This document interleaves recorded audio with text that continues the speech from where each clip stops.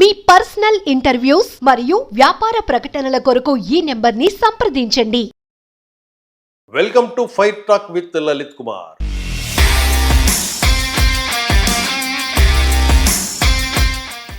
ఈరోజు మన అతిథి రెడ్డి సంక్షేమ సంఘం జాతీయ అధ్యక్షుడు జి కరుణాకర్ రెడ్డి గారు. నమస్తే కరుణాకర్ రెడ్డి. మాకు చిన్న క్లారిఫికేషన్ కావాలి. రెడ్డి అంటే ఏమిటి క్లుప్తంగా? రెడ్డి అంటే వాస్తవానికి అది ఒక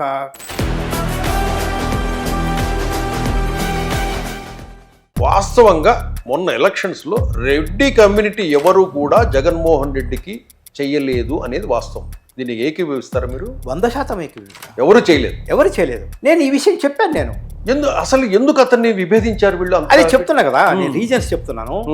జగన్మోహన్ రెడ్డి నుంచి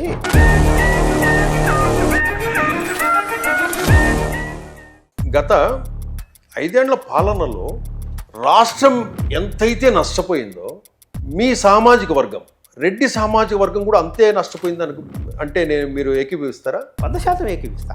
జగన్మోహన్ రెడ్డి గవర్నమెంట్ ఏర్పాటు చేసిన తర్వాత ఫస్ట్ మీటింగ్ పెట్టాడు. కలెక్టర్స్తో మీటింగ్ అంతా పెట్టేసి ఇదే చివరి మీటింగ్ అనేసి దాన్ని నిర్దాక్షిణంగా కూల్చేశాడు. అప్పుడు మీకేమనిపించింది ప్రజావేదిక డైరెక్ట్గా కూల్చేయటం? రాజకీయాల్లో ఎప్పటికీ ఒక శత్రుత్వం అనేది ఇటీవల కాలంలో పనికిరాదు. అంటే అవును, మనం కక్ష సాధింపు దానివల్ల మనకు ప్లస్ అంటే మైనస్ ఎక్కువైంది రాజకీయాల్లో ముఖ్యంగా. ఎలా ఉన్నారు? అంత హ్యాపీ. మాకు చిన్న క్లారిఫికేషన్ కావాలి. రెడ్డి అంటే ఏమిటి క్లుప్తంగా? రెడ్డి అంటే వాస్తవానికి అది ఒక టైటిల్. అంటే కాపు అనే కులం సంబంధించినటువంటి వచ్చిన రెడ్డి అనేది అనమాట. ఇప్పుడు గ్రామ స్థాయిలో ఒక గ్రామాన్ని కంట్రోల్, ఆధిపత్యంతో సహా ఒక కంట్రోల్ అంటే లీడర్షిప్ ఆ విధమైనటువంటి వచ్చినటువంటి టైటిలే యాక్చువల్గా రాయలసీమలో మీరు చూశారు, కాపు అని ఉంటుంది సర్టిఫికెట్స్లో, రెడ్డి అని ఉండదు. అవును. సో ఆ కాపు సంబంధించినటువంటి ఒక టైటిల్ రెడ్డి అనేది. దీనికి ఏంటంటే చాలా కొంతమంది ఇతర కులస్తులకు కూడా రెడ్డి అనే పేరు ఉంటుంది. ఇప్పుడు రఘువీరారెడ్డి ఉన్నారు, ఆయన రెడ్డి కాదు. అటువంటి ఇదనమాట. సో క్యాస్ట్ బేస్తో పాటు టైటిల్ రెడ్డి అనేది ఒక టైటిల్తో వచ్చినది ఎక్కువ మ్యాక్సిమం.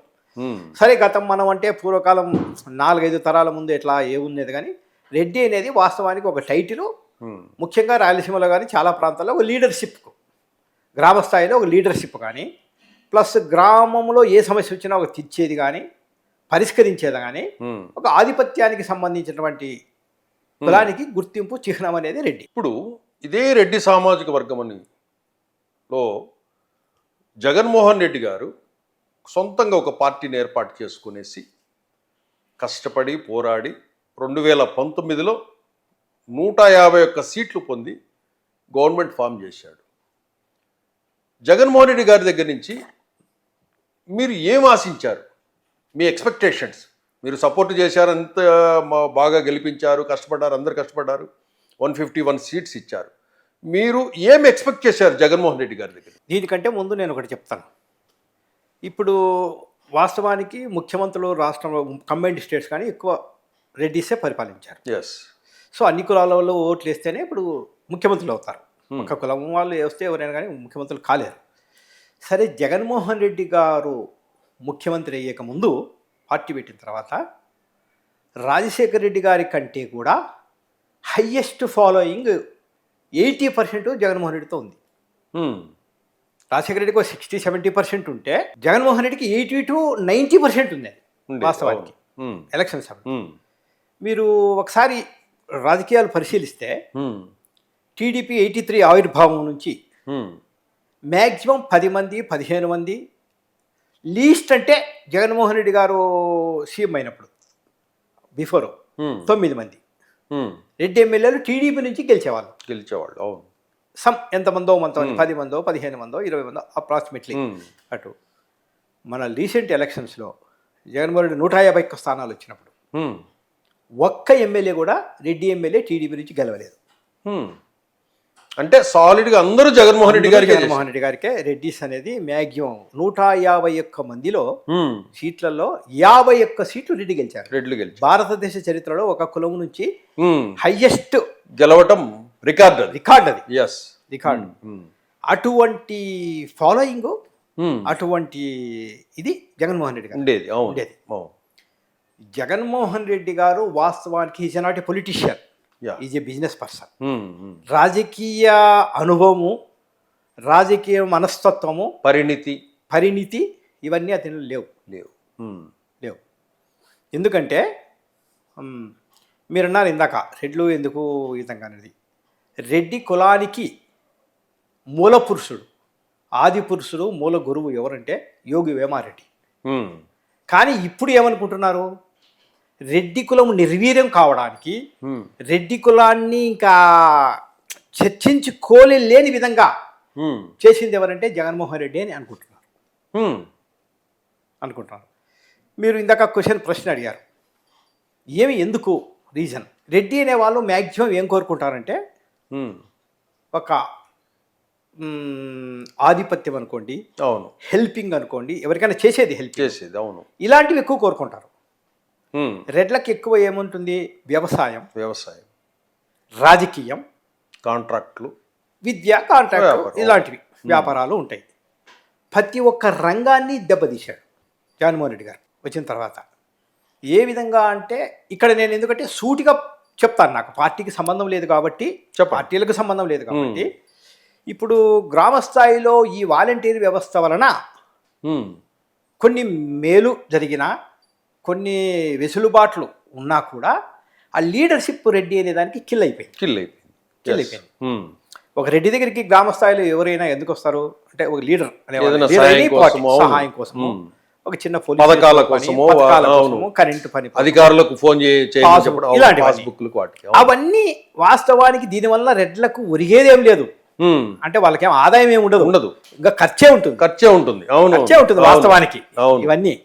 కానీ అదొక అనేది కోరుకునేటివి ఏమి ఇవి కోరుకుంటారు. లీడర్షిప్ కిల్ చేయడం, కాంట్రాక్టర్కి బిల్లు రాకపోవడం, ఆ పార్టీకి విపరీతంగా ఖర్చు పెట్టారే.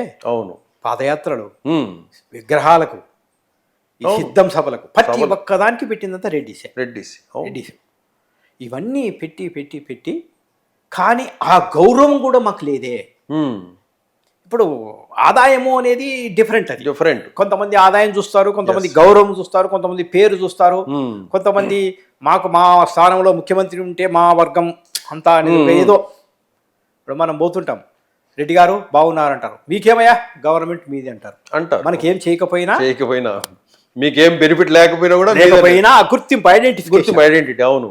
సో ఐడెంటిఫికేషన్ అనేది పోయింది, పూర్తి మైనస్ అయిపోయింది. దానివల్ల ఇప్పుడు చూడండి, మీరు ఎంతమంది గెలిచారు? 6 మంది గెలిచారు రెడ్డిస్. టీడీపీలో రెడ్డి ఎక్కువ గెలిచారు. ఎందుకంటే గమనించారు, వాస్తవంగా మొన్న ఎలక్షన్స్లో రెడ్డి కమ్యూనిటీ ఎవరు కూడా జగన్మోహన్ రెడ్డికి చెయ్యలేదు అనేది వాస్తవం.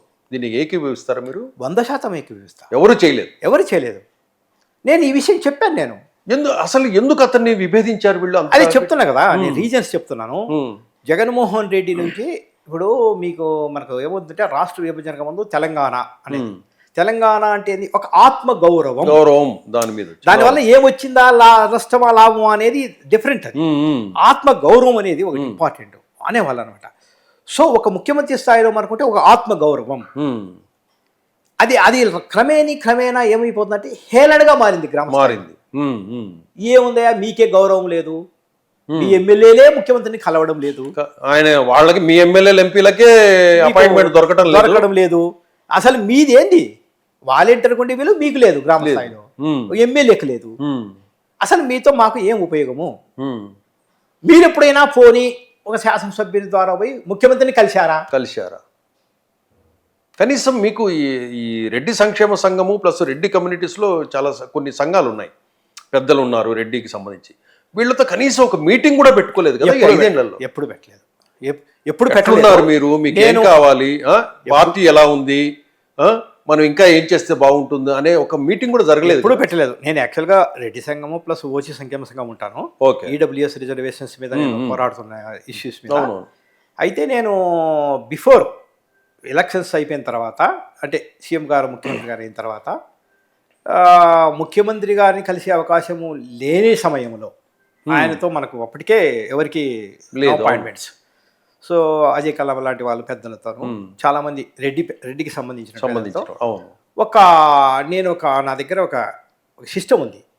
అంటే మన క్యాస్ట్కి సంబంధించి అంటే ఒక ఇండస్ట్రీస్ వాళ్ళు మన వాళ్ళు ఎవరెవరు ముఖ్యమంత్రితో మీటింగ్ పెట్టించారు. అవును, ఒక 100 మందితో 200 మందితో పెడితే ఒక fund, private come government fund.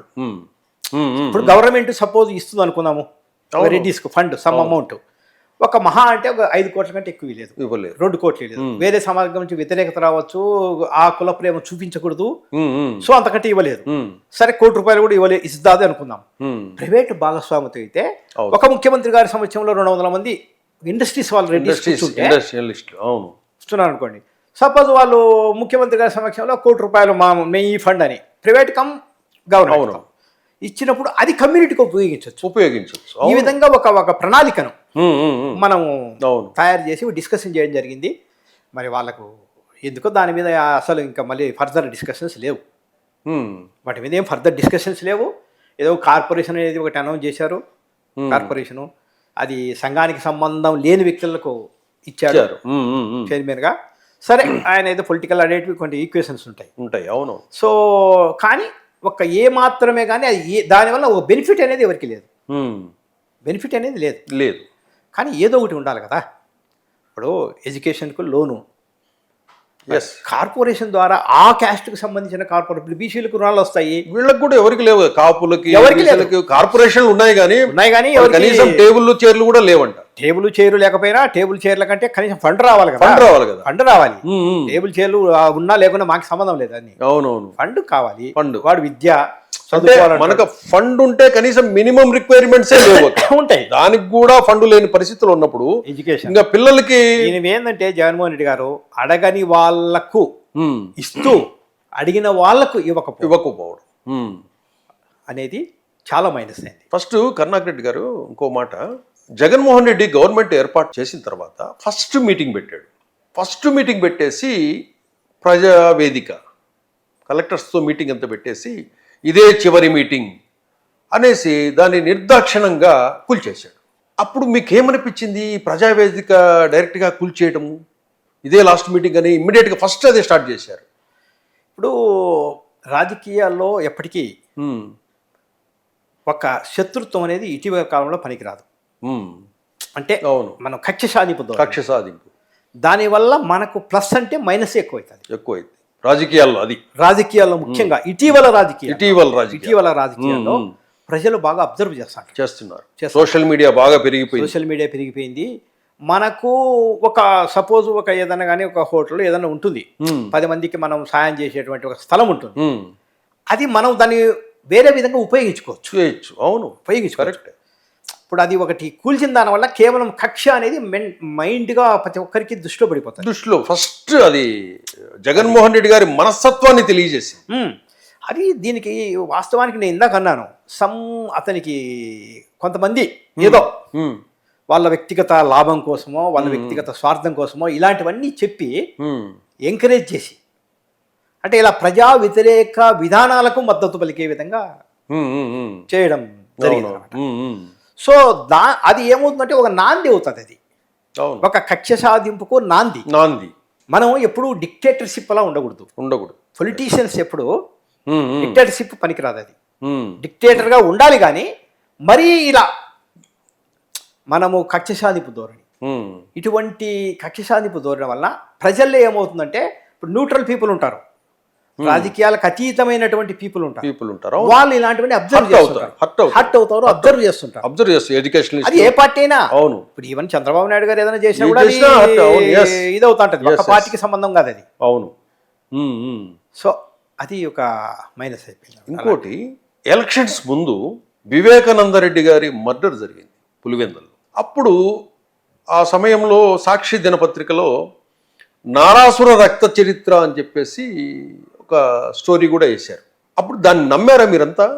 ఏం నమ్మలేదు ఇప్పుడు, ఎందుకంటే ఉమ్, అది యాక్చువల్గా అది పర్సనల్ వ్యక్తిగత విషయాలు. ఉమ్.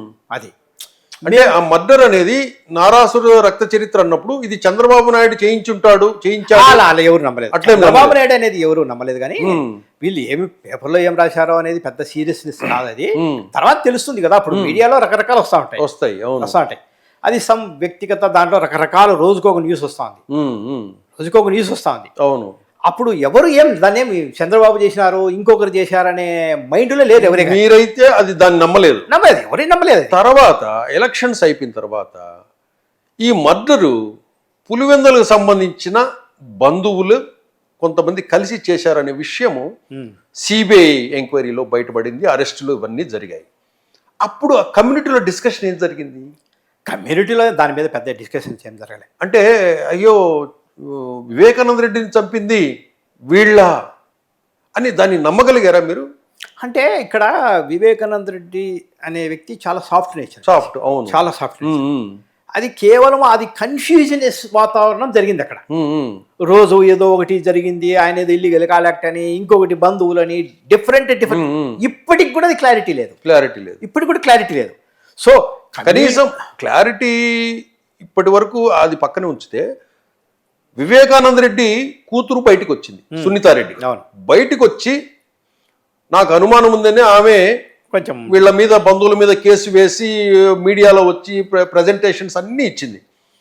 అప్పుడు మీకు అప్పటికైనా వెలగలేదు అయ్యో పాపము ఈ అమ్మాయి వేదన ఇక్కడ ఈ విధంగా చేశారంటున్నారు అని ఆ అమ్మాయి చెప్పేది నిజము వాస్తవం అని మీకు అనిపించింది? ఇప్పుడు ఇది ఇక్కడ ఈ ఇష్యూకి సంబంధించి జగన్మోహన్ రెడ్డి గారు దాన్ని టూ మచ్ కాంట్రవర్సీకి పోయింది. అది ఇష్యూ నిజంగా ఆయన ముఖ్యమంత్రి స్థాయిలో ఉన్నప్పుడు ఇప్పుడు సునీత గారు వచ్చి కాంట్రవర్సీ చేస్తున్నారు దాన్ని. అంటే మా ఫాదర్ది ఈ విధంగా జరిగిందని మీరు దానికి క్లారిటీ ఇచ్చి ఆవిడకు ఇవ్వాలి. అవును. ఇప్పుడు మేము అదే కదా, కమ్యూనిటీ కాదు, రాష్ట్రంలో అసలు ఏమి ఎందుకు జరిగింది, ఎలా జరిగింది అనేది ఇప్పటికీ చర్చ. వాస్తవానికి క్లారిటీ లేని చర్చ. మేమేంటంటే క్యాస్ట్ బేసిస్ గా అది ఎవరు డిస్కషన్ చేయలేదు. ప్రజలందరూ చేశారు కానీ అది ఇంకా మీడియాలో త్రూ మీడియా నేనేదే అంటున్నాను. మనం ఏ సమస్యనైనా కానీ కుటుంబ సమస్యను ఎప్పటికప్పుడు దాన్ని సాల్వ్ చేసుకోవాలి. ఆ ప్రాబ్లమ్ అది ఇష్యూ చేసుకో. దాన్ని జగన్మోహన్ రెడ్డి గారు దాన్ని లేట్ చేయటము, అనుమానాలు, రకరకాల డిస్కషన్స్ రావడం అనేది అది జరిగింది. ఆమెకు అప్పుడే క్లారిటీ ఇచ్చేసి దాని మీద విచారణ చేయమని ఆయనే చెప్పింటే ఎలక్షన్స్ ముందు సిబిఐ ఎంక్వైరీ కోరాడు ఆయన. ఆ ఎలక్షన్స్ తర్వాత మళ్ళీ దాన్ని అది ఒక ఫ్యామిలీ మ్యాటర్ గా మేము డిస్కస్ చేసుకున్నాం. కానీ అది ఎంత పెద్ద సీరియస్ గా దాన్ని క్యాస్ట్ బేసిస్ తో చూడలేదు. ఇప్పుడు తర్వాత అమరావతి రైతుల ఉద్యమం జరిగింది. ఎప్పుడైతే జగన్మోహన్ రెడ్డి గారు అమరావతి రాజధాని, నేను ఇక్కడే ఇండ్లు కట్టుకుంటున్నా అని చెప్పేసి అధికారంలోకి వచ్చిన తర్వాత 3 రాజధానుల అంశం ప్రకటించినప్పుడు రాష్ట్ర వ్యాప్తంగా చర్చ జరిగింది. ఈ 3 రాజధానులు ఏంటయ్యా అన్నప్పుడు అప్పుడు ఏమనిపించింది మీకు?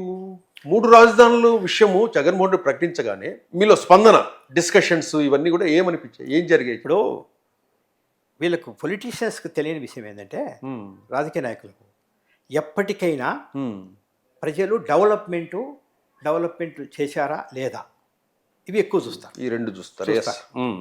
మీరు మిగిలినవన్నీ ఏమి చెప్పినా అవి లాభం లేదు. ఓకే. మీరు రాష్ట్రం విడిపోకముందు చూసారా? విడిపోకముందు ఏమి నినాదము, చంద్రబాబు ఏమి నినాదం చేశారు? 2 కళ్ళ సిద్ధాంతము అన్నారు. అవును, అన్నారా లేదా? అన్నారు. ఇది ఇటువైపు చెప్పడు, అటువైపు చెప్పడు అన్నారు. మరి వైఎస్ఆర్సీపీ జగన్మోహన్ రెడ్డి గారు చేసినటువంటిది ఏకైక నినాదము సమైక్యాంధ్ర. కరెక్టే కదా? అవును, చేశారు కదా. ఢిల్లీలో ఉద్యమాలు చేశారు. అప్పటికప్పుడు ఇమీడియట్ గా తెలంగాణలో పార్టీని క్లోజ్ చేసుకుని ఇమీడియట్ గా అందరూ ఏపీకి వెళ్ళిపోయారు. అవును. మరి అప్పుడు ఆ సంవత్సరం ఏ పార్టీ గెలిచింది? తెలుగుదేశం పార్టీ. తెలుగుదేశం. మరి వీళ్ళంతా సమైక్య ఉద్యమానికి ఎందుకు మద్దతు ఇవ్వలేదు? 2 కళ్ళ సిద్ధాంతం అన్న చంద్రబాబును ఎందుకు ఓడించలేదు? కరెక్టే. ఇవన్నీ నాన్సెన్స్. ఇవన్నీ ఏవో రాజధానులు, 3 రాజధానులు. ప్రజలు డెవలప్మెంట్ వాళ్ళు అదే కోరుకుంటారు. సరే, మనం ఏదో విశాఖపట్నం రాజధాని అన్నారు. మరి విశాఖపట్నం ప్రజలు ఏమైనా గెలిపించారా? ఇవి మనం చూసామండి. మనం ఎప్పటికంటే 1956, 83, 85 నుంచి చాలా రాజకీయాలు చూసాం. ఓన్లీ ఆ పార్టీ డెవలప్మెంట్ యాక్టివిటీస్ ప్రజలకి ఏం చేస్తాడు, ఇవి మాకు రాజధాని వస్తే ఏం ఉపయోగము, రాజధాని లేకపోతే ఏం ఉపయోగము, ఇవన్నీ ఉద్యమాలు మాట్లాడేకి ఉపయోగపడతాయి అవును. డిస్కషన్స్కు మీడియా కోసం, కానీ ఎలక్షన్లో రిజల్ట్కి పనికిరావు. సో ఆ 3 రాజధానులు అనేది వాస్తవానికి కొంతమంది ఏమనుకున్నారంటే, ఇప్పుడు రెడ్డి కమ్యూనిటీ గురించి మీరు మనం డిస్కషన్ ఇచ్చినప్పుడు, ఇప్పుడు రాయలసీమ ప్రాంతంలో విజయవాడ సెంటర్, ఎవరికైనా సెంటర్ ప్లేస్ భౌగోళికంగా అది సెంటర్ అది అంతే, అదొకటి, అది లక్కీగా చారిత్రాత్మక ప్రదేశం. సరే, చారిత్రాత్మకమా అనేది ఎందుకంటే మనకు సెంటర్ అవుతుంది, ఎవరికైనా కానీ రాజధానికి వెళ్ళాల్సి ఉంటుంది.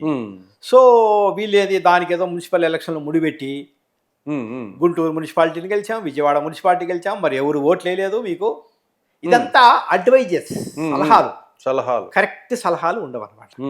మనం అదే చెప్పాను కదా, ఏ ప్రజలు ఏం కోరుకుంటున్నారో.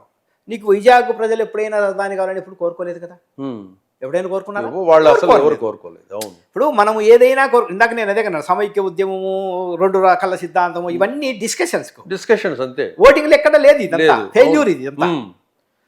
ఇప్పుడు మనం ఆ కాన్సన్ట్రేట్ చేసినాం, ఆ అభివృద్ధిని మనం డెవలప్మెంట్ మీద బట్టి, ఇప్పుడు ఆ ఏరియా ప్రజలు కూడా నేను హర్షించే వాళ్ళు కదా, పోనీ అక్కడ ఎవరైనా ఉద్యమం చేసింటే మాకు కావాలి అని, అప్పుడు మనం ఏదైనా కానీ దానికి ప్రకటిస్తే కనీస మద్దతున్న వచ్చిండేది. అవును, అది లేదు. అవును. సో మనం చాలా ఏళ్ళ నుంచి 50 ఏళ్ళ నుంచి రాజకీయ చరిత్రను చూస్తే డెవలప్మెంట్ను, అభివృద్ధిని, ఎదుటి పార్టీ బలహీనతను, ఈ మధ్య ఏమైందంటే లేటెస్ట్గా ఎదుటి పార్టీ బలహీనతే ఈ పార్టీ బలం, ఎవరికైనా కానీ అది.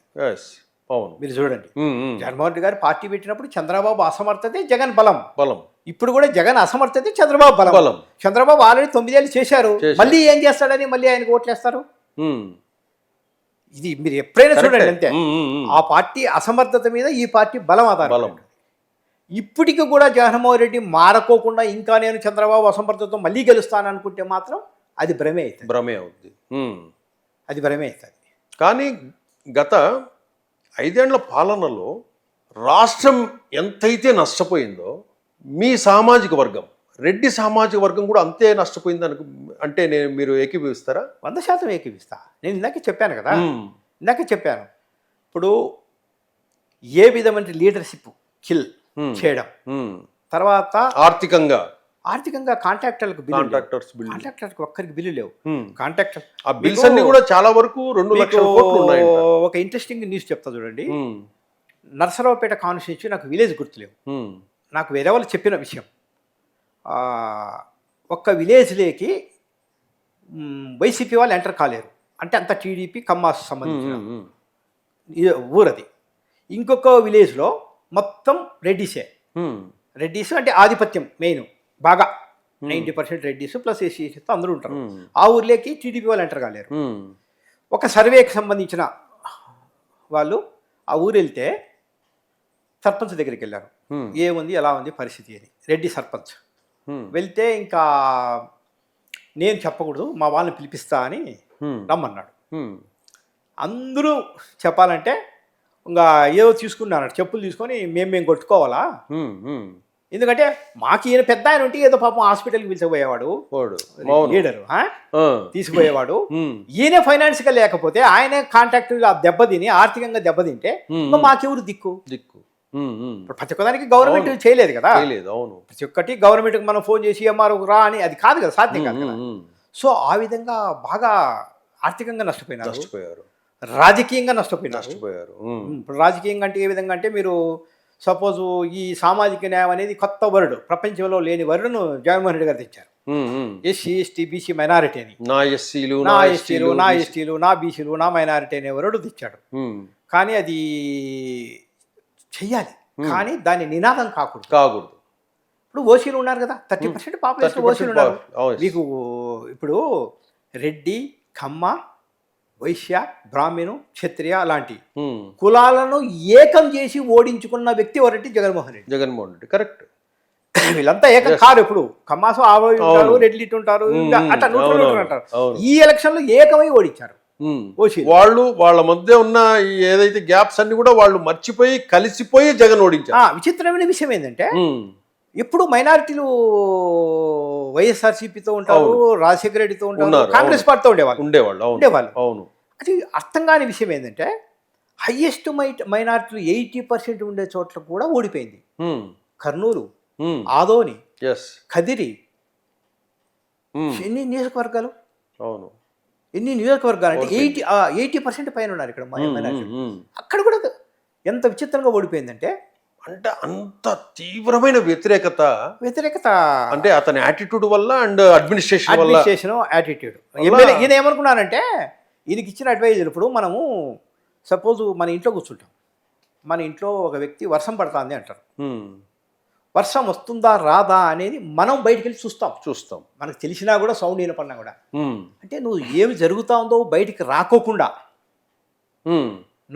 నువ్వు సీఎం ఆఫీసు నుంచి కానీ, సీఎం నివాసం నుంచి కానీ బయట అసలు జరిగేది ఏంది, నువ్వు క్యాండిడేట్లు మార్చడం, విపరీతంగా క్యాండిడేట్లు మార్చడం. కేసీఆర్ గారు క్యాండిడేట్లు మార్చమని సలహా ఇస్తే, నాకు తెలిసినంత వరకు మారిస్తే వాళ్ళంతా వేరే పార్టీకి పోతారు. అవును. అప్పుడు నా పార్టీకి ఇంకా ఎందుకుంటారో అన్నాడు. ఈయనేమో మొత్తం పార్టీని మార్చాడు. జగన్మోహన్ రెడ్డి వైఎస్ఆర్సీపీ నుంచి టికెట్లు రాని వాళ్ళు అదృష్టవంతులయ్యారు. ఇక్కడ రాకుండా ఎదుటి పార్టీ టికెట్ తీసుకునేవాడు మరీ అదృష్టవంతులైనారు. అవును. రాని వాళ్ళకు డబ్బులు మిగిలాయి. అవును. గౌరవం మిగిలింది, ఓటమినే గౌరవం. ఎదుటి పార్టీకి పోయిన వాళ్ళు గెలిచారు. రెడ్డిస్, మీరు సబ్జెక్ట్ రెడ్డిస్ కాబట్టి, అవును, ఎక్కడ స్టార్ట్ అయిందంటే రెడ్లకు అయితే రెడ్డిస్కు సంబంధించిన అంశంపై నెల్లూరు జిల్లా నుంచి స్టార్ట్ అయిపోయింది. కోటంరెడ్డి శ్రీధర్ రెడ్డి దగ్గర నుంచి, ఆనం రామనారాయణ రెడ్డి, వేమిరెడ్డి ప్రభాకర్ రెడ్డి, మాగుంట శ్రీనివాస్. అంటే వీళ్ళంతా కూడా ఈ అడ్మినిస్ట్రేషను, తన వ్యవహార శైలి నచ్చక బయటికి వచ్చిన వాళ్ళే కదా. అంటే వీళ్ళు అలాగే ఎక్స్పెక్ట్ చేసి వెళ్ళారు, సంథింగ్ ఏదో బాగా ఇచ్చేస్తాడు. మనం వ్యవహార శైలి 100%, వ్యవహార శైలి. తర్వాత రెండవది ఏంటంటే రెస్పెక్ట్. ఇప్పుడు రెడ్డి అయినప్పుడు వాడు ఏంటంటే, నేను ఇందాక చెప్పాను కదా, రెస్పెక్ట్ కోరుకుంటాడు. 10 లక్షలు ఇస్తాడా, 50 లక్షలు ఇస్తాడు కాదు, గౌరవాన్ని కోరుకుంటాడు. రాన్నా కూర్చోన్నా అంటే ఎదురు పడుతుంది. ఇప్పుడు నీకు టికెట్ రాలేదు, నువ్వు క్లారిటీ చెప్పాలి. క్లారిటీ చెప్పకుండా ఎగతాళిగా నువ్వు లేకుంటే ఏమవుతుంది, ఎప్పటికీ అది రాజకీయాల్లో పనికి. మొన్న కూడా ఒక మాట అన్నాడు బాలినేని శ్రీనివాసరెడ్డి గారు, జనసేన పార్టీలో చేరాడు. ఒక విలేకరి అడిగాడు, సార్ మీ పార్టీ నుంచి సీనియర్స్ వెళ్ళిపోతున్నారండి అంటూనే, దానికి ఏదైనా స్మూత్గా సమాధానం చెప్పొచ్చు. ఎవరు సీనియర్లు, పోతే ఏమవుతుంది, ఇంకోరొస్తారు. అంటే ఒక అధ్యక్షుడే ఆ స్థాయిలో పోతే ఏమవుతుంది, అసలు ఎవరు సీనియర్లు అనే ఆ వ్యాఖ్యలు మీడియా ముందు కూడా ఆయనకు కనీసం అవగాహన అది లేకపోవటము. ఈ రెడ్లంతా కూడా ఆ సమయంలో పక్కకు వచ్చారు. ఇంకో విషయం, ఈ అమరావతి రైతుల ఉద్యమం జరుగుతూ ఉంది. వాళ్ళు అమరావతి టు అక్కడ ఆ సందర్భంగా ఏం జరిగిందో మీకు అందరికీ తెలుసు, టీవీలలో చూసాం మనం. మహిళల మీద దాడి చేసి, ఎక్కడ పడితే అక్కడ చేతులు వేసి, చీరలు లాగి నానా హింస పెట్టాడు. ఆ చుట్టుపక్కల గ్రామాల ప్రజలంతా కన్నీళ్లు పెట్టుకుని ఏడ్చినారు. ఎంత పని చేసినామా, మా భూములన్నీ ఇచ్చున్నాము అని చెప్పేసి 5 సంవత్సరాలు నరకం అనుభవించారు అమరావతికి భూములు ఇచ్చిన రైతులంతా కూడా. వాళ్ళు అమరావతి టు తిరుమల పాదయాత్ర ఎంత ఇబ్బందులు పెట్టారంటే అవన్నీ మీరు టీవీలలో చూస్తూ ఉంటారు. చివరికి మహిళలను కూడా వాళ్ళు బాత్రూమ్కి వెళ్ళే డోర్లను కూడా పెరికి ఇచ్చారు పోలీసుల చేత. భోజనం ఎవడన్నా పెట్టాలన్నా, ఎవరన్నా షెల్టర్ ఇవ్వాలన్నా భయపడేవాడు. ఏదన్నా వాళ్ళు షెల్టరు ఉండడానికి, పడుకోవడానికి వాళ్ళకు ఎవరన్నా ఇస్తామంటే గనక షెల్టరు బెదిరించేవాళ్ళు. చివరికి రోడ్డు మీద అన్నం వేసుకొని కలుపుకొని తిన్న సందర్భాలు కూడా మనం చూసాం. ఇవన్నీ చూసినప్పుడు మీకేమనిపించింది? ఇప్పుడు నాకు అంటే అమరావతి ఇష్యూ కాదు, ఏ ఇష్యూ అయినా సరే అణచివేత విధానం అనేది సరికాదు. నెంబర్ 1 ఒకటి. ఇప్పుడు వాళ్ళు చేసుకునేది వాళ్ళ సమస్య మీద, అమరావతి రైతులు చేయొచ్చు, రాయలసీమ ఉద్యమం చేయొచ్చు, ఏ ఉద్యమైనా సరే వాళ్ళ హక్కుల కోసం, వాళ్ళ సమస్యల కోసం వాళ్ళు చేస్తుంటారు. ఎవరైనా కానీ, ఏ ప్రాంత ప్రజలైనా, ఏ సమస్య మీద అయినా. ఎప్పటికైనా కూడా ఈ విధమైనటువంటి అణచివేత, ఏ ప్రభుత్వము ఎవరి మీద అణచివేత చేసినా కూడా దానికి రియాక్షనే ఉంటుంది కానీ అంటే ప్రతిస్పందన. ఇప్పుడు మీరు ఒక విషయం చూడండి, ఎలక్షన్ కమిషన్ నాకు ఒకసారి నవ్వు వస్తూ ఉంటుంది. విగ్రహాలు కప్పెడతారు. విగ్రహం ఓపెన్ ఉన్నప్పుడు ఎవడు చూడదని చూడరు. కప్పి పెడితేనే ఏ ఊరిది ఇది ఆసక్తి వస్తుంది. ఆసక్తి అదే మనము ముట్టడి అంటారు ఏదైనా అదే suppose. మాట అంటారు, ఈ గుప్పిటి బిగించినంత కాలం దాన్ని తెరిచి చూడాలనే ప్రయత్నం జరుగుతుంది అంటారు. జరుగుతుంది. చెప్పితే ఏముంటుంది? Yes, yes. ఏముండదు. చూడు నేను మీడియాలో చదువుతుంటాను, ఉద్యమం వాడు చేస్తాడు. ఇప్పుడు ఏదో ముట్టంటాడు, పోతాడు, ఏం చేస్తాడు వాడు? గేట్లు ఎక్కుతాడు, దిగుతాడు, లోపలికి పోయి వస్తాడు. వాడిని కంట్రోల్ చేసినప్పుడే ఇదంతా కాంట్రవర్సీ అవుతుంది. కాంట్రవర్సీ అవుతుంది. వాడు లాఠీ చార్జ్ చేయడం, కొట్టడము, ఆ ఉద్యమము సీరియస్నెస్ అవుతుంది. సీరియస్నెస్ అవుతుంది. ఇప్పుడు ఎప్పటికే కానీ వాస్తవానికి కొన్ని స్లోగన్స్ ఉంటాయి. ఉద్యమము చేసేవాడు ఏ దానికోసం అయితే ఉద్యమం చేస్తున్నాడో ఆ ఉద్యమం సక్సెస్ అయితే ఇతను ఫెయిల్ అవుతాడు.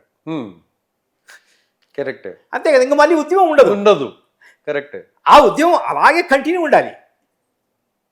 లైమ్ లైట్ లోనే ఉంటాడు. ఒక సమస్యను మనం ఏదైనా కానీ ఒకటి ఫోకస్ చేసామనుకో, ఇప్పుడు ఈరోజు మరి తెలిసో తెలియకో తప్పప్పుడు ఎత్తి చూపచ్చు.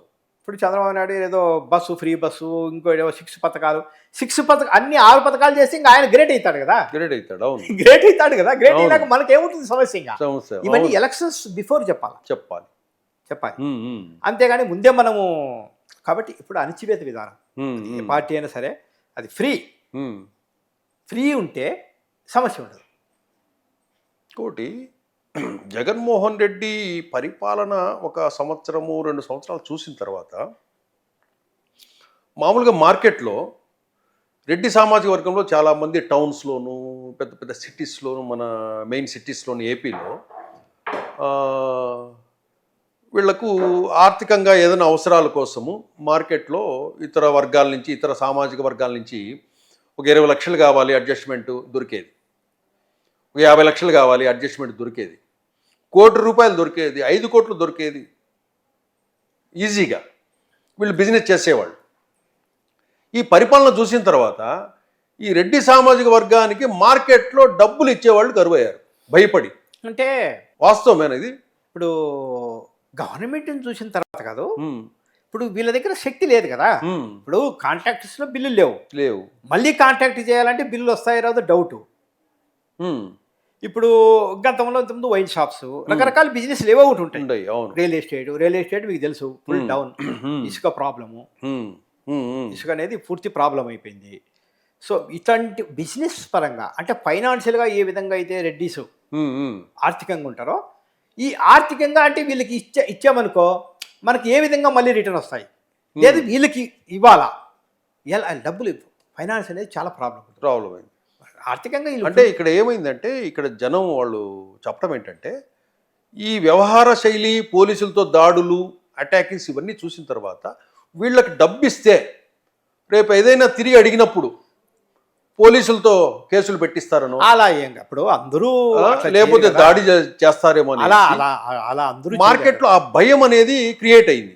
అందరూ అలా చేయలేరు, అందరు చేయరు. కానీ జగన్మోహన్ రెడ్డిని చూసిన తర్వాత ఈ రెడ్డికి ఇస్తే రేపు ఏదైనా నేను మళ్ళీ తిరిగి అడిగాను అనుకో, నన్ను ఏదైనా పోలీసులను నా దగ్గర పంపించడమా, లేకపోతే నా మీద పోలీస్ కేసులు పెట్టించడమా ఏదైనా చేస్తాడని మార్కెట్లో భయపడిన మాట వాస్తవం. అది అంత లేదు ఫైనాన్షియర్స్ అలా లేదు, అలా ఏం మనకైతే ఏం ఆ దృష్టికి ఏం రాలేదు అలాంటి. ఎందుకంటే ఫైనాన్షియల్ అనేది పర్సనల్ మ్యాటరు. ఒక సీఎం వ్యక్తి ఉంటే మిగతా వాళ్ళందరూ భయపడి ఆయనకి ఏదో చెప్పి అందరికీ ఏమైనా అటాచ్మెంట్ ఉందా? ఇప్పుడు మనమే ఏమంటాము, జగన్మోహన్ రెడ్డిని ఎవరు కలవలేరు. ఇప్పుడు మనకి ఎవరైనా డబ్బులు ఇవ్వాలంటే జగన్మోహన్ రెడ్డి పోయి చెప్తారా? అవును, అదేం కాదు. కానీ వ్యక్తిగతంగా ఏదన్నా సమ్ ప్రాబ్లమ్స్ ఉంటాయి. ఇదేదో జగన్మోహన్ రెడ్డి వ్యవహార శైలితో ఫైనాన్షియల్గా ఇచ్చేకి ఇబ్బంది తీసుకునేది అనేది అయితే మనకు అవన్నీ ఏం లేదు, అట్లాంటి సిచ్యువేషన్ అయితే లేదు. ఇంకోటి, మొన్న రీసెంట్గా టీడీపీ లీడర్ కర్నూలుకు చెందిన బైరెడ్డి రాజశేఖర రెడ్డి గారు, జగన్మోహన్ రెడ్డి వాళ్ళు రెడ్లు కాదు, ఒరిజినల్ రెడ్లు కాదు, మేము ఒరిజినల్ రెడ్లు అని చెప్పేసి ఒక వ్యాఖ్య చేశాడు. అంత బాగానే ఉంది. మొన్న ఇంటర్వ్యూలో కూడా ఆయన వాళ్ళకు గోత్రము లేదు, కావాలంటే గోత్రం చెప్పమనండి అన్నాడు. అట్లాగే పిచ్చిగుంట్ల వాళ్ళ దగ్గర మా గోత్రాలు, మా ఇంటి పేర్లు అన్నీ ఉంటాయి, వాటిల్లో పేరు చూపించండి అన్నారు. అసలు ఒరిజినల్ రెడ్లు అంటే ఎవరు? జగన్మోహన్ రెడ్డి గారు ఒరిజినల్ రెడ్డేనా? దానికి కొద్ది క్లారిఫికేషన్ కావాలి కర్ణాకర్. ఇప్పుడు ఈ కుల ప్రస్తావన వచ్చినప్పుడు మనం మామూలుగా కులాన్ని గురించి డిస్కస్ చేస్తాము. నేను ఒక క్వశ్చన్ అడుగుతా ఎవరినైనా కానీ, మన ఫాదరు పలానా రామిరెడ్డి, వెంకటరెడ్డి ఏదో పేరు చెప్తాం. ఆయన కంటే ముందు సపోజ్ ఒక 50 ఏళ్ళ పైన, 100 పైన మన కులం ఏదో మనకు తెలుసా? తెలియదు. చెప్పండి. వీళ్ళు ఇవన్నీ మాట్లాడతారు ఎవరైనా కానీ, ఎవ్వరికి తెలియదు. ఈ రకరకాలుగా ఈ కులము, ఇప్పుడు భారతదేశమే కులాలు మతాలతో ముడిపడిన దేశం వాస్తవానికి. నేను రెడ్డి అని ఈరోజు చెప్పుకుంటున్నా. ఒక 4 తరాల కిందట అసలు మా ఆయన ఏ కులమో మనకు తెలియదు. బ్రాహ్మిన్స్కు ఆ కులమో ఏదో తెలియదు. వైశ్యులు, శూద్రులు ఇలాంటి డిస్కషన్స్ సమాజంలో వచ్చి ఉంటుంది అంతేగాని, ఇక మీరు జగన్మోహన్ రెడ్డి గురించి చెప్తే నాకు ఆయన ఏం మాట్లాడారో నాకు తెలియదు. ఒకటి, మనము జగన్మోహన్ రెడ్డి గారిని ప్రశ్న వేస్తే రాజశేఖర రెడ్డి గారిని కూడా ప్రశ్న వేయచ్చు. కానీ రాజశేఖర రెడ్డి గారు 100% రెడ్డిగా యాక్సెప్ట్ చేశారు. ఇప్పుడు ఇక్కడ ఇంకోటి ఏంటంటే, మతం వేరు, కులం వేరు. అన్ని కులాల వాళ్ళు క్రిస్టియానిటీ తీసుకుంటారు. వైశ్యాసులు, బ్రాహ్మిన్స్ ఉంటారు, కాపులు ఉన్నారు, బీసీలు ఉన్నారు, క్రాపులు ఉన్నారు. ఆ విధంగా వీళ్ళు క్రిస్టియానిటీని వాళ్ళు మతంగా తీసుకున్నారు. అంటే క్రైస్తవ మతాన్ని ఆదర్శంగా తీసుకున్నారు, ఆది చేస్తారు. కానీ మ్యాక్సిమం రెడ్డిస్ గానే పరిగణిస్తారు. అంటే రాజశేఖర రెడ్డి గారిని చూశారు కాబట్టి. ఇక్కడ రాజశేఖర రెడ్డి గారికి ఈయనకు తేడా ఏంటంటే, ఈ విధంగా డిస్కషన్ రావడం, చర్చ రావడం ఏంటంటే, వీళ్ళకి ఎక్కువ దాన్ని ఫోకస్ చేస్తారు. రాజశేఖర రెడ్డి గారు ఫోకస్ చేసేవాళ్ళు. ఆయన ఎంతవరకు ఏదో లోపలే మన లోపల మన ఇన్సైడ్ ఏ దేవుని మనం ప్రార్థిస్తామో ఎవరికి తెలియదు. అది వేరు. మనసులో ఏం ప్రార్థిస్తామో తెలియదు. బహిరంగంగా అంటే విజయం గారు బైబిల్ పెట్టుకోవడము, వైజాగ్ లో ఓడిపోవడానికి ప్రధాన కారణం అదే కారణం. 100% తెలుసు అందరికీ. అయినా కూడా వీళ్ళు తెలుసుకోలేకపోయారు. తర్వాత ఏంటి, ఇప్పుడు ఏ ముఖ్యమంత్రి అయినా బ్రహ్మోత్సవాలకు తిరుమలకు సతీ సమేతంగా వెళ్తారు. వెళ్ళినప్పుడు ఈయన సాధ్యమైనంతకు నాకు తెలిసినందుకు వెళ్ళలేదు అనుకుంటా.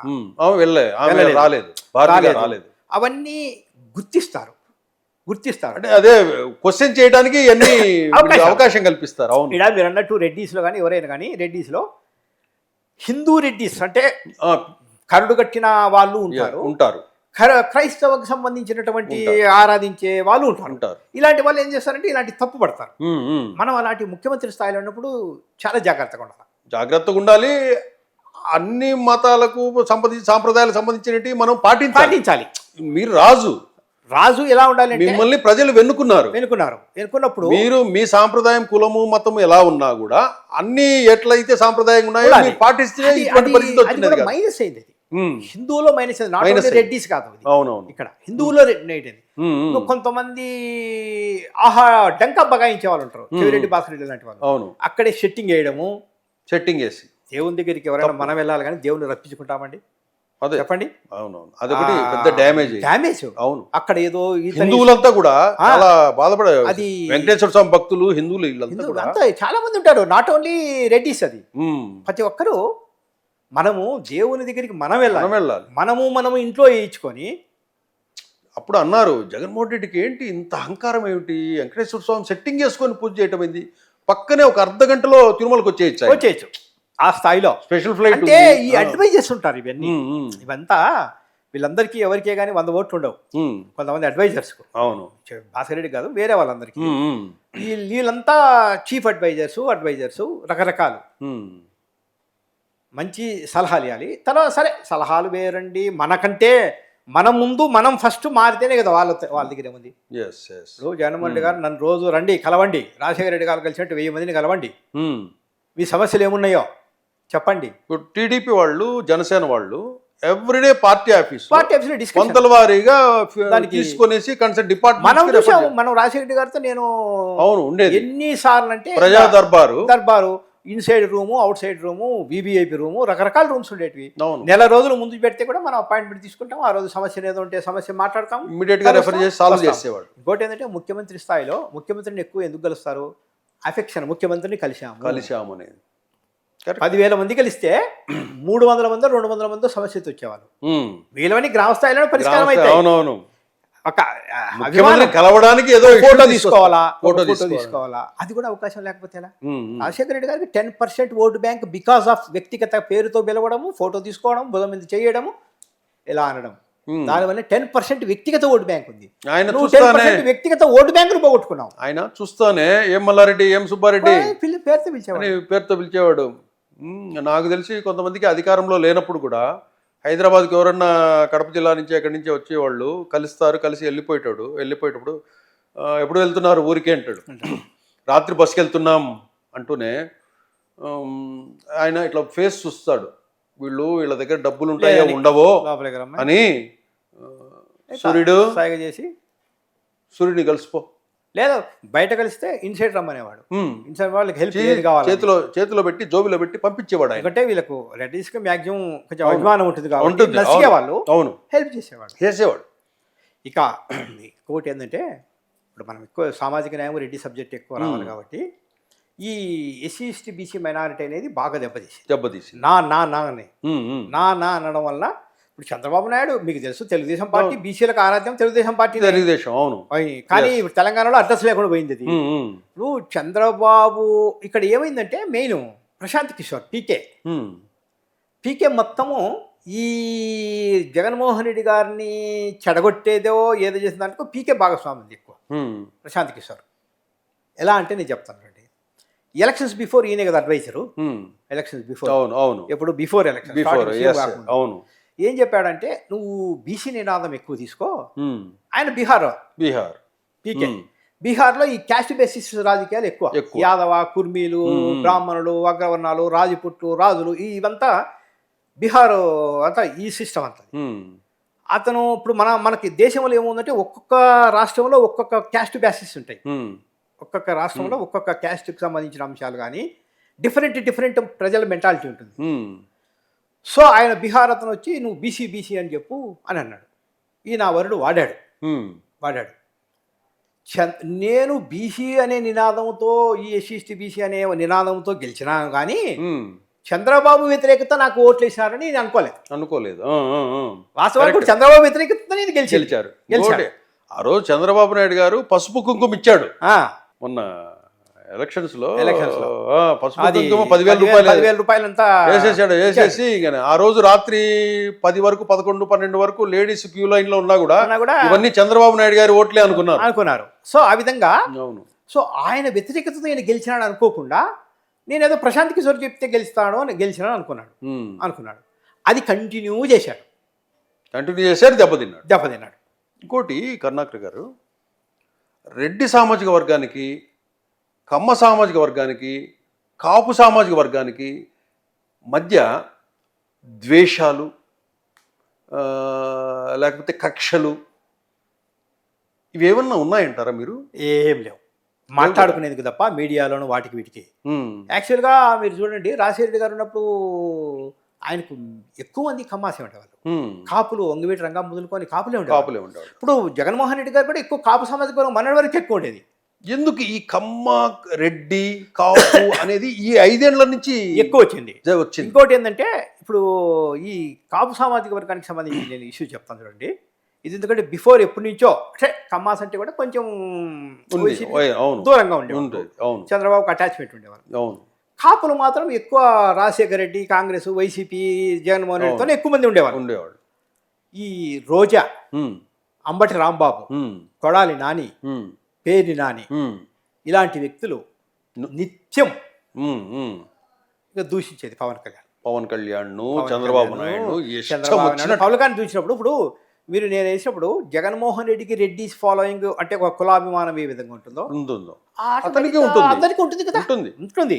నువ్వు ఆ వ్యక్తిగత టార్గెట్ పెట్టినప్పుడు వాళ్ళు బాధ కలిగి ఆ బాధతోనే ఇప్పుడు అంతా ఏకమయ్యారు. లేదంటే యాక్చువల్గా వాళ్ళందరూ గత ఎన్నికల్లో నీకు ఫుల్ ఫాలోయర్స్, కాపు సామాజిక వర్గం, బలిజ సామాజిక అంతా ఫుల్ ఫాలోయర్స్. మరి వాళ్ళందరూ వ్యతిరేకం కావడం అంటే ఇవిలే కారణం. సాలిడ్ గా అయిపోయారు, సాలిడ్ గా ఓటు కూడా లేకుండా అందరూ మీరు జనసేనకు డైవర్ట్ అయ్యారు. 100%. నేను మాట్లాడుతుంటా కదా, నాకు కాపు మిత్రులు చాలా మంది ఉంటారు. వాళ్ళందరూ చెప్తారు, సార్ అంటే వైసీపీ వాళ్ళు అనేవాళ్ళు, సార్ ఈయన పొరపాటు చేస్తున్నాడు, ఏం చేస్తున్నాడు, కానీ కేవలం వాయిస్ నోటి దూల వల్ల. ఇప్పుడు అసెంబ్లీలో నేను గతంలో చూసాం మనం, స్టాలిన్ ఎప్పుడైనా ముఖ్యమంత్రిని ఎవరైనా పొగుడుతూ అంటారు. అవును, ముఖ్యమంత్రిని ఎమ్మెల్యేలు గెలిచినప్పుడు ఆహో వీరుడు, చంద్రుడు, ఆహా ఈహా అని చెప్పి. స్టాలిన్ ఒక మాట అన్నారు, మీకు తెలిసి ఉంటుంది, నన్ను ఎవరైతే పొగుడుతారో వాడిని పార్టీ నుంచి డిస్మిస్ చేస్తా, నేను అపాయింట్మెంట్ ఈయన అన్నాడు. స్టాలిన్ అన్నాడు లేదా? కానీ ఈయన మాత్రం పొగుడుతూ ఉంటే, వాళ్ళని తిడుతూ ఉంటే నవ్వుతూ ఉండే హ్యాపీ ఎంజాయ్మెంట్. అది మైనస్ అవుతుంది. ఎప్పటికే కానీ మీరు చేసినట్టు ఏమైనా అభివృద్ధి ఉంటే చెప్పుకోండి. మీరు సమ్ మెడికల్ కాలేజీలు ఇచ్చారు, పోర్టులు ఇచ్చారు, పెన్షన్స్ ఇచ్చారు, ఏదో బటన్స్ ఇచ్చారు, ఈ రకరకాలని డిఫరెంట్ ఏది చేసినా మీరు చెప్పింది చేసుకోండి. అంతేగాని ఎదుటి వాళ్ళని ఎవరైనా ఏ పార్టీ అయినా సరే, ఇప్పుడు టీడీపీ అయినా ఇంకో పార్టీ అయినా సరే, మీరు దూషిస్తే మనకు నెగిటివ్ తప్ప పాజిటివ్ కాదు. పాజిటివ్ ఎట్టి పరిస్థితులు కాదు. అది తెలుసుకోవాలి పార్టీలు. జగన్మోహన్ రెడ్డి గారు తెలుసుకోలేకపోయినాడు. అంటే ఇప్పటికైనా మీరు చెప్పడం ఏంటంటే కమ్మ, రెడ్డి, కాపు వీళ్ళ మధ్య, ఈ కులాల మధ్య ఎటువంటి ద్వేషాలు లేవు, దేశాలు ఏం లేవు. వైసీపీలో ఉన్న కొంతమంది నోటి దూల వల్లే 100% అది బ్యాడ్ నేమ్, రెడ్లను వేరు చేసి వీళ్ళంతా ఒకటి చేసి చేసిన. కాకపోతే మామూలు సామాజిక వర్గం నుంచి అయితే ఎటువంటి లేదు. బికాస్ ఆఫ్ ఓన్లీ వైసీపీ లీడర్ల నోటి దూల వల్ల ఈ దూరం అనేది పెరిగింది. ఈ రోజు రెడ్డి అంటే గనక నలుగురు ఏదో ప్రత్యేకంగా డిఫరెంట్ గా వీళ్ళు వాస్తవానికి విలువ పోయింది. చెప్తున్నాను కదా, విలువ పోయింది. ఇప్పుడు గతంలో నేను చెప్పాను కదా, చాలా మనకు పార్టీ నుంచి ముఖ్యమంత్రులు అందరికీ మంచి పేరు బాగా, అంటే పాపం అందరినీ చేశారు అని. అవును. ఇప్పుడు ఏంటంటే ఈ బిల్లులు రాకపోవడం, రెడ్డి అనే కులానికి బాగా అంటే ఒక లీడర్షిప్ కానీ, ఒక ఏదైనా కానీ మంచి పేరు అంటే సమాజంలో గౌరవం అనేది ఈరోజు కొంచెం క్రమేపీ తగ్గింది. ఇప్పుడు విలేజ్లో లీడర్షిప్ లేదు. అబ్బా ఏందయా మీ జగన్మోహన్ రెడ్డి. ఇప్పుడు నేను వాస్తవానికి నేను రాయలసీమ ఆంధ్ర సంబంధించిన వ్యక్తిగా హైదరాబాద్ ఉంటే మా వానికన్నా పరువుని వచ్చినదయా, మీ వానికి ఏమయ్యా 11 వచ్చినాయని రెడ్డిస్ మాట్లాడేవాళ్ళు అంటే. అవును, రెడ్డిస్ మాట్లాడేవాళ్ళు. ఇప్పటికి కూడా ఇంకా అదేం మనకు మార్పు అనేది కనపడలేదు. ఇప్పుడు సమీక్ష, ఏ పార్టీ అయినా ఓడిపోయిన తర్వాత సమీక్ష పెడుతుంది. అవును, పార్టీ సమీక్ష పెడతాది కదా, ఎందుకు ఓడిపోయాము మనం. మరి నాకైతే ఏం తెలిసినంతవరకు సమీక్ష ఎప్పుడు పెట్టలేదు. సమీక్ష పెట్టలేదు. అదే కొంతమందిని పిలిపించుకొని 2 మీటింగ్ లేదో ఊరికే వాళ్ళు అనేది కాదు. మీరు చెప్పడా మనం ఎందుకు ఓడిపోయాము, మీరు నాకు పబ్లిక్ చెప్పండి. అవును, పబ్లిక్ చెప్పండి. ఇప్పటికే ఆయన పబ్లిక్ లోకి రావడం లేదు. గమనించారు, పబ్లిక్ రావడం లేదు. ఇప్పుడు చంద్రబాబు నాయుడు గారిని విమర్శించాలా, అసెంబ్లీలో జరిగిన విషయాన్ని విమర్శించాలంటే ఒక ట్వీట్ రిలీజ్ చేస్తాడు అంతే, లేదా ఒక వీడియో రిలీజ్ చేస్తాడు. ఇప్పుడు అసెంబ్లీకి పోకపోవడం కూడా చాలా మైనస్, చాలా తప్పు కదా. ఇప్పుడు అసెంబ్లీకి పోయినప్పుడు ఇప్పుడు ఏం డిస్కషన్ వస్తుంది, అసెంబ్లీకి ఎందుకు వెళ్ళలేదు, మళ్ళీ కౌన్సిల్కి వెళ్ళేది, అసెంబ్లీకి వెళ్ళకపోవడం. అవును, అసెంబ్లీకి ఎందుకు వెళ్ళలేదు, అక్కడ ఏదైనా సంఘటన జరిగి మిమ్మల్ని కించపరిచి ఏదైనా ఇష్యూ జరిగితే దాన్ని మనం చూపించుకోవచ్చు, సమాజంలో చూపించుకోవచ్చు. అది చూపించుకోకుండా జస్ట్ ఇప్పుడు ఈ నిర్ణయం కూడా ప్రజల్లో ఎంత చులకనవుతున్నామనే విషయం కూడా ఈయన గ్రహించలేకపోతే, మాజీ ముఖ్యమంత్రిగా చేసిన వాడు, నువ్వు 100 కిలోమీటర్లు పాదయాత్ర చేసి కొన్ని వేల మంది, లక్షల మందితో కలిసిన వాడివి, కనీసం మీకు ఆలోచన లేకపోతే, జనంలో ఏమనుకుంటున్నారో కూడా ఆయనకు ఇన్ఫర్మేషన్ లేకపోతే. నేను అదే చెప్తున్నా కదా, పూర్వకాలము రాజులు మారువేషాల్లో వెళ్ళి ప్రజల సమస్యలు తెలుసుకునేవాళ్ళు. మనం కథల్లో చదువుతుంటాం. ఇప్పుడు బయట ఏం జరుగుతుంది, బయట ఇప్పుడు ఏదో ఐపాక్ సర్వే ఒకటి, చెవిరెడ్డి సర్వే ఒకటి, 160, 150 సర్వేలు అంతే. ఈ అంకెలతోనే మార్చడము క్యాండిడేట్స్ను. నువ్వు ఎవడైనా సరే, వేమిరెడ్డి ప్రభాకర్ రెడ్డి ఆడ పెద్ద డిస్కషన్ ఏముండదు. వాళ్ళు ఏదో సమస్య తేవడమో, వాళ్ళు ఏదో యాంటీగా కావడం ఏం లేదు. నువ్వు చెప్పింది నేను వినకపోతే నీకు టికెట్ లేదు, నువ్వు వెళ్ళిపో. ఇంకోటి, వేమిరెడ్డి ప్రభాకర్ రెడ్డి గారు నెల్లూరు జిల్లాలో ఆయన ఒక పెద్ద మనిషి, ఆనం రామనారాయణ గారు ఆయన ఒక పెద్ద మనిషి. వీళ్ళందరినీ బాగుంటే శ్రీనివాసరెడ్డి వాళ్ళు ఏమి ఆశించేవాళ్ళు కాదు. వాళ్ళకున్న కావలసినంత డబ్బు ఉంది, వాళ్ళకి ఏం అవసరం లేదు. వేమిరెడ్డి గారు అసలు వాళ్ళని కరప్షన్ చేయాలని కేవలము ఈ గౌరవం క్రమశిక్షణ లేకపోవటం, దానికి రెడ్డిస్ అనేది అక్కడి నుంచి మొదలై ఒక్కొక్కరిలో ఆ ఫీలింగ్ వచ్చింది. తర్వాత ఇన్ఛార్జీలు ఇవేవో కోఆర్డినేటర్స్. ఇప్పుడు ఎమ్మెల్యే ఎందుకుంటాడు, ఒక పార్టీ ఎమ్మెల్యే అంటే ఒక నియోజకవర్గంలో అతను ఒక లీడరు, జిల్లా మంత్రి, ఒక జిల్లాకు మంత్రి, రాష్ట్రానికి మంత్రి అయినా ఒక జిల్లాకు సంబంధించినటువంటి ఒక ఆ జిల్లా వాడు కాబట్టి అక్కడ చేసుకో. మళ్ళీ ఈ కోఆర్డినేటర్స్, అవును, ఈ పెత్తనం అంటే ఆ పార్టీ స్ట్రక్చరు కనీసము టీడీపీ పార్టీ స్ట్రక్చర్ను చూసినా కూడా ఈజీగా యాజ్ ఇట్ ఈజ్ మనము అది వర్క్ చేసుకున్నా కూడా ఆయన బ్రహ్మాండంగా ఉండేది. ఇప్పుడు ఇంకా మారినట్టు ఏం కనిపించలేదు. ఇంకోటి ఏంటంటే మనం విన్నాం ఎదుటి పార్టీ బలహీనతే ఈ పార్టీ బలం అని చెప్పా కదా. ఉమ్, ఇప్పుడు ఏమవుతుందంటే గతంలో 2 పార్టీలు ఉండేది. ఉండేటి మనం హోటల్కి వెళ్ళి ఇడ్లీ వడ ఉంది అంటే 2 తీసుకో- ఆలోచన చేస్తాం. ఏదో ఏదో ఒకటి అని. ఇడ్లీ వడ పూరి దోశ అన్నప్పుడు 4 ఉన్నప్పుడు కొంచెం ఆలోచిస్తాం. చేస్తాం. ఇప్పుడు 4 పార్టీలు వచ్చాయి. ఉమ్, 4 పార్టీలు కరెక్టే. వచ్చాయి. తర్వాత మనం అనకూడదు కానీ జనసేన పార్టీ మీద కరప్షన్ ఆరోపణలు తక్కువ. అవును ఇప్పటి వరకు మనం ఈ అవునవును కొంచెం బలమైన సామాజిక వర్గము ఉంది వాళ్ళ వెంబడి. అవును ఆ ఓటు బ్యాంకును చీల్చాలి ఆ ఓటు బ్యాంకు. అది సామాన్య పవన్ కళ్యాణ్ ఉన్నంత వరకు సామాన్య అది పని అదంతా కాదు. సామాన్య పని కాదు. అవును. మళ్ళీ వీళ్ళు టీడీపీతో విభేదాలు వచ్చి ఏదన్నా అదంతా ఉన్నప్పుడు అది డిఫరెంట్ గా ఉంటుంది. గతంలో లాగా మనం ఆలోచన చేసే మూమెంట్ లేదు. అవును అంటే ఈయన ఇప్పుడు ఎలా ఉన్నారంటే చంద్రబాబు బలహీనపడితే మళ్ళీ నేను అని అనుకుంటున్నాడు. కానీ అదంతా సాధ్యమైనటువంటి డిస్కషన్ లేదు. నీ పార్టీకి సంబంధించినటువంటి పునాదులు నువ్వు సరిగ్గా వేయకోకుండా మనం ఎంతసేపు ఆపోజిట్ ఆలోచన చేస్తే ఇప్పుడు తెలంగాణ రాష్ట్రంలో చూస్తున్నాము. ఇప్పుడు బీజేపీ 8 ఎంపీలు 8 అసెంబ్లీ వచ్చాయి. కానీ బీజేపీ ఏమైనా పుంజుకుంటుందా? పుంజుకోలేదు కదా. ఇక్కడ బీఆర్ఎస్ పుంజుకుంటుంది. సో పాలిటిక్స్ అనేటివి ఒకే ఎదుటి పార్టీ బలహీనత అనేది చూస్తూ ఈ పార్టీ పునర్నిర్మాణం కూడా చేసుకోవాలి. అసలు ఈయన గారు చేసిన తప్పు ఏంటంటే జగన్మోహన్ రెడ్డి గారు గవర్నమెంట్ ఉన్నప్పుడు పార్టీని పట్టించుకోలే. కలవడం మెయిన్. నేను చెప్పాను కదా 10% ఓట్ బ్యాంకు పార్టీని. అది ఎక్కడ ముందు ముందు నేను ఎమ్మెల్సీ ఎలక్షన్ అప్పుడు మీకు ఉదాహరణ చెప్తాను. ఎమ్మెల్సీ ఎలక్షన్ అప్పుడు గ్రాడ్యుయేట్ ఎమ్మెల్సీ ఎలక్షన్ అప్పుడు నేను స్టేట్మెంట్ చెప్పాను. అప్పుడే సామాజిక న్యాయం పనికిరాలేదు మనకు. అవును. ఎందుకంటే బీసీలో 90-100 కులాలు ఉంటాయి. ఒక్కొక్కరు ఐక్యంగా ఉండరు. ఇప్పుడు మీరు గతంలో చూస్తే ఇబ్రహీంపట్నంలో పిఆర్పి తరఫున దేవేంద్ర గౌడ్ గారు నిలబడ్డారు. అవును. ఆయన మంచి ఆర్థికంగా బలము, గౌడ సామాజిక వర్గము, బీసీలు ఎక్కువ ఉన్నారు అక్కడ ఇబ్రహీంపట్నంలో. ఆయనకు వ్యతిరేకంగా 3-4 వివిధ పార్టీల నుంచి రెడ్డి నిలబడ్డారు. మంచిరెడ్డి కిషన్ రెడ్డి సంబడి గుర్తు రాలేదు. కానీ గెలిచింది మంచిరెడ్డి కిషన్ రెడ్డి గెలిచాడు అక్కడ. మరి నీకు ఈ బీసీలంతా ఏకమై గెలిపించలేదు కదా. రెడ్లంతా చీలాలి కదా నలుగురు నిలబడ్డప్పుడు. సో ఈ క్యాస్ట్ అనేది పనికిరాదు. ఎక్కడ పనికిరాదు ఇది.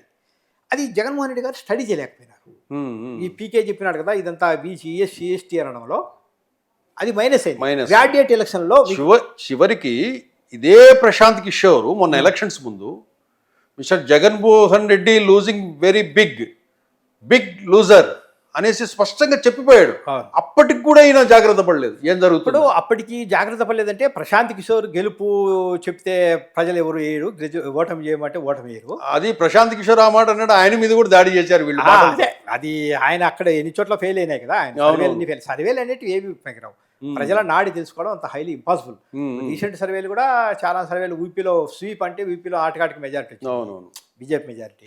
సో సర్వేలు అనేది జస్ట్ అవగాహన, అలా జస్ట్ సంబంధించినటువంటి అనాలిసిస్లో పనికి వస్తాయి కానీ పూర్తి సర్వేలు ఎక్కడ సక్సెస్ కాలేదు. ఇంకోటి కరుణాకర్ రెడ్డి గారు, జగన్మోహన్ రెడ్డి చేసిన ఒక బిగ్ మిస్టేక్ ఏంటంటే ఈ సినిమా వాళ్ళని టచ్ చేయటం.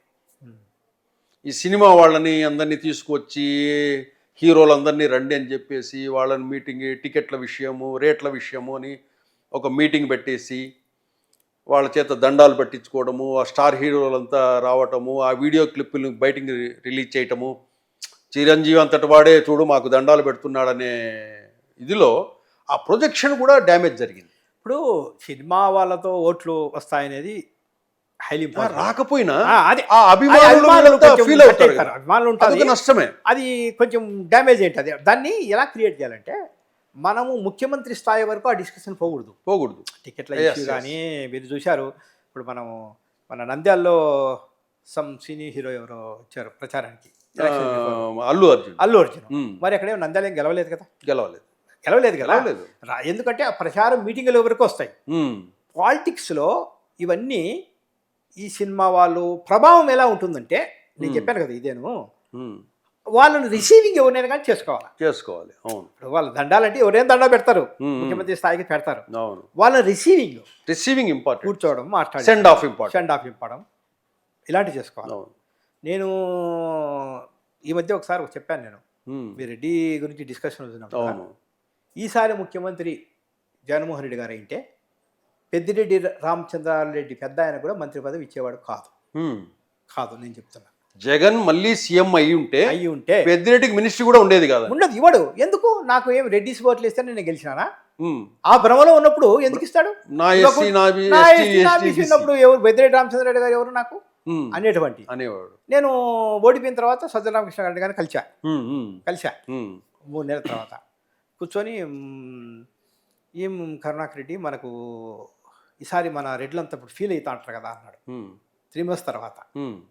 ఎందుకన్నా అంటే ఇదే పోస్టింగులు అన్యాయము ఇవి ఎంత దాడులు ఏవో కొంచెం జరుగుతున్నాయి కదా అవి ఇవి అంత అంటే అని నేను విన్నాక లేదు ఇంకా హ్యాపీగా ఉన్నారు ఇప్పుడు ఫుల్ హ్యాపీగా ఉన్నారు ఇప్పుడు అన్న.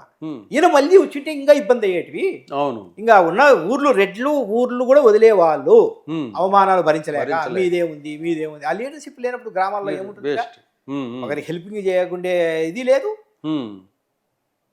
ఇది కూడా జరిగేది ఉన్న. ఇప్పుడు ఏదో చంద్రబాబు వస్తే వేరేటివి ఏమి నా అనేటివి లేవు. ఇవన్నీ ఆ పార్టీలు కూడా రెడీస్ ఉన్నారు. ఇప్పుడు 25 మంది పైన గెలిచారు ఈసారి గెలిచారు.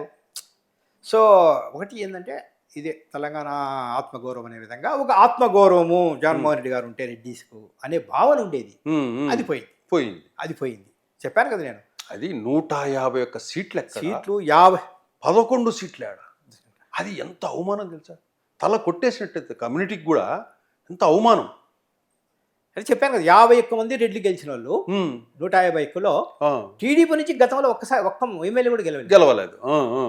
ఎందుకంటే ఒక 70 నియోజకవర్గాలు గెలుపు ఓటములను శాసించే స్థాయిలో రెడ్లు ఉన్నారు. 70 కాన్స్టిట్యున్సీలు అంటే కొన్ని ఏరియాలో ఒక రెడ్డికి కనీసం ఒక 10 మంది ఇతర వర్గాలు ఉంటారు, సపోర్ట్ ఉంటారు.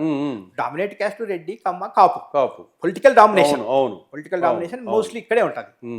సో కొన్ని ఏరియాలో కాపులకు ఉంటారు, కొన్ని ఏరియాలో కమ్మకు ఉంటారు. రెడ్డిస్కు మ్యాక్సిమం రాయలసీమ, ప్రకాశం జిల్లా, నెల్లూరు ఇటువైపు. సో 70 కాన్స్టిట్యున్సీలు రెడ్లను ఆయన హోల్డ్ చేసుకుంటే కూడా ఈరోజు 70 కళ్ళు మూసుకొని వచ్చేటి. కోటి కరుణాకర్ రెడ్డి గారు, అసలు జగన్మోహన్ రెడ్డి ఇలా కావడానికి ఎవరు కారకులు? ఎవరు ఆ చుట్టుపక్కల ఉన్న కారకులు ఎవరు?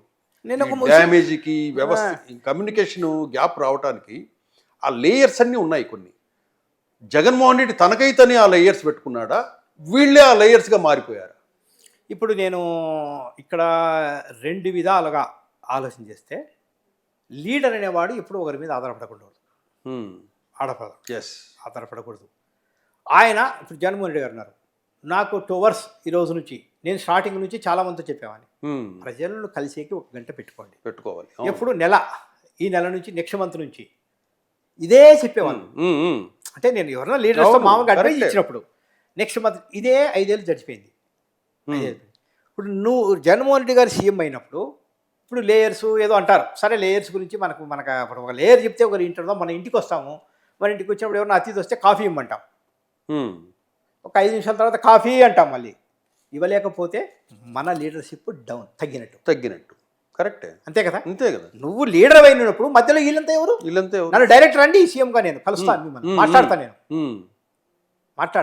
కరెక్ట్ అనేది అది బాగా నష్టం ఇప్పటికి కూడా ఇంకా కోఆర్డినేటర్.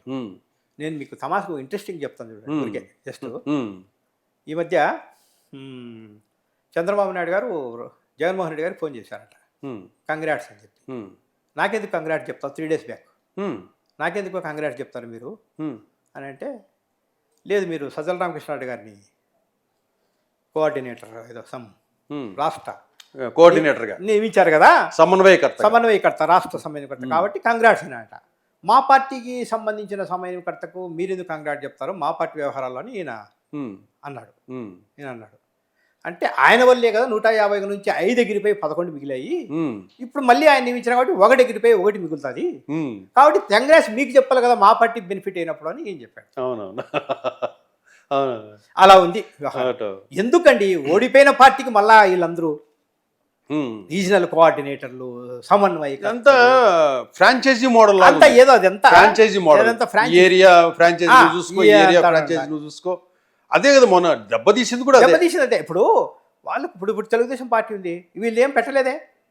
ఎమ్మెల్యే ఉంటాడు, మంత్రి ఉంటాడు, సంవత్సరాడు మంత్రి. ఇదే జగన్మోహన్ రెడ్డి గారు విజయసాయి రెడ్డి గారిని వైజాగ్ ఉత్తరాంధ్రగా పెట్టారు. ఈ 5 ఏళ్లలో ఉత్తరాంధ్రలో విజయసాయి రెడ్డి గారి వ్యవహార శైలి వల్ల విశాఖపట్నం ఆ ఏరియా వాళ్ళు గడగడ గడగడ వణికిపోయారు. రకరకాల ప్రాబ్లమ్స్. ఇప్పుడు పొలిటీషియన్స్ వణికిపోయారు అట్లే.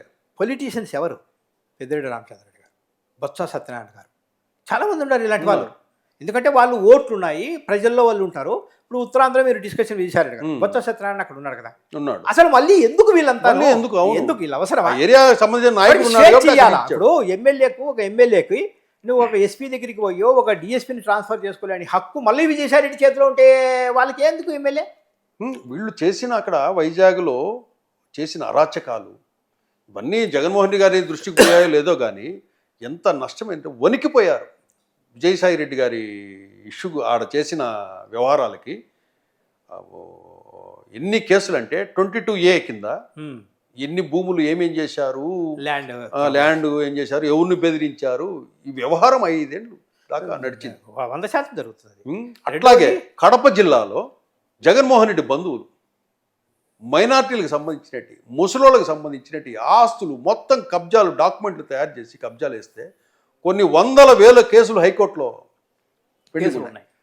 ఇదే కడప జిల్లాలో కడప టౌన్లో మైనార్టీలు 2 బిడ్డలను పెట్టుకొని జగన్మోహన్ రెడ్డి మీ బంధువు మల్లికార్జున రెడ్డి మా భూమి కబ్జా పెట్టినాడు, పోతే చంపుతామంటున్నారు జగన్మోహన్ రెడ్డి, మమ్మల్ని కాపాడు జగన్మోహన్ రెడ్డి, మా కర్మ కొద్దీ వచ్చినావు జగన్మోహన్ రెడ్డి, నువ్వు ఓడిపోవాలని నేను ప్రచారం చేస్తా జగన్మోహన్ రెడ్డి అని చెప్పి ఆ మైనారిటీ రోడ్డు మీద నిలబడుకొని వీడియో తీసి పబ్లిక్లో వేస్తుంటే కనీసం ఈ జగన్మోహన్ రెడ్డి దృష్టికి పోయి అరే ఏం జరుగుతుంది ఇప్పుడు అంటే అనే ఆలోచన కూడా ఆ పరిస్థితిలో ఆయన లేడనిపిస్తుంది. ఇప్పుడు ఇప్పుడు ఇష్యూ సోషల్ మీడియా వచ్చినాక రకరకాల ఇష్యూలు వస్తుంటాయి. ప్రతి ఒక్కరికి ప్రాబ్లమ్ సాల్వ్ చేయాలంటే ముఖ్యమంత్రి స్థాయిలో అవన్నీ సీరియస్గా వీడియో వచ్చినాక జిల్లా స్థాయిలో అది డిస్కషన్ చేయాలి. భయం భయం భయం. ఇప్పుడు రెండవది ఏంటంటే మీరు ఇందాక అన్నారు విజయసాయి రెడ్డి గారిని ఉంచారు, మళ్ళీ తీసేశారు, మళ్ళీ వైవి సుబ్బారెడ్డిని పెట్టారు. అవును. ఈయన పోయి ఆయన ఏం చేస్తాడు? ఈయన ఏరియాలోనే ఇంక ఓట్లు లేవు. వీళ్ళంతా చెప్తున్నారు వీళ్ళు ఎవరికి ఇండివిజువల్గా 1000 ఓట్లు లేవండి. వీళ్ళకి ఎవరికి ఇండివిజువల్గా లేవు. నేను సజ్జల రామకృష్ణారెడ్డి గారికి ఉన్నాయా ఈ ఓట్లు, వైవి సుబ్బారెడ్డికి ఉన్నాయా, విజయసాయి రెడ్డికి ఉన్నాయా ఉన్నా? వీళ్ళు మళ్ళీ ఎక్కడ పోయి ఇన్ఛార్జీలు అంట. ఎందుకు?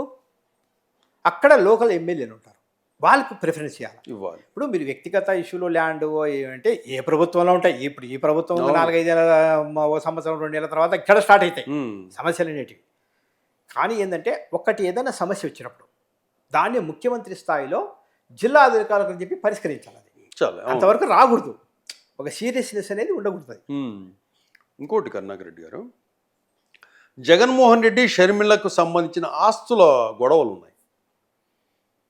గత ఎన్నికల టైంలో షర్మిల గారు మా అన్నను ఓడించండి అని పిలిపించారు. సునీతారెడ్డి అండ్ షర్మిల వీళ్ళంతా. విజయమ్మ గారు కూడా నా బిడ్డను గెలిపించండి అని చెప్పి షర్మిల అనింది తప్పితే ఇంకో మాట మాట్లాడలేదు ఆమె. ఈ ఆస్తులు కూడా చూసిన తర్వాత మన ఈ కమ్యూనిటీలో ఏం డిస్కషన్ జరిగింది?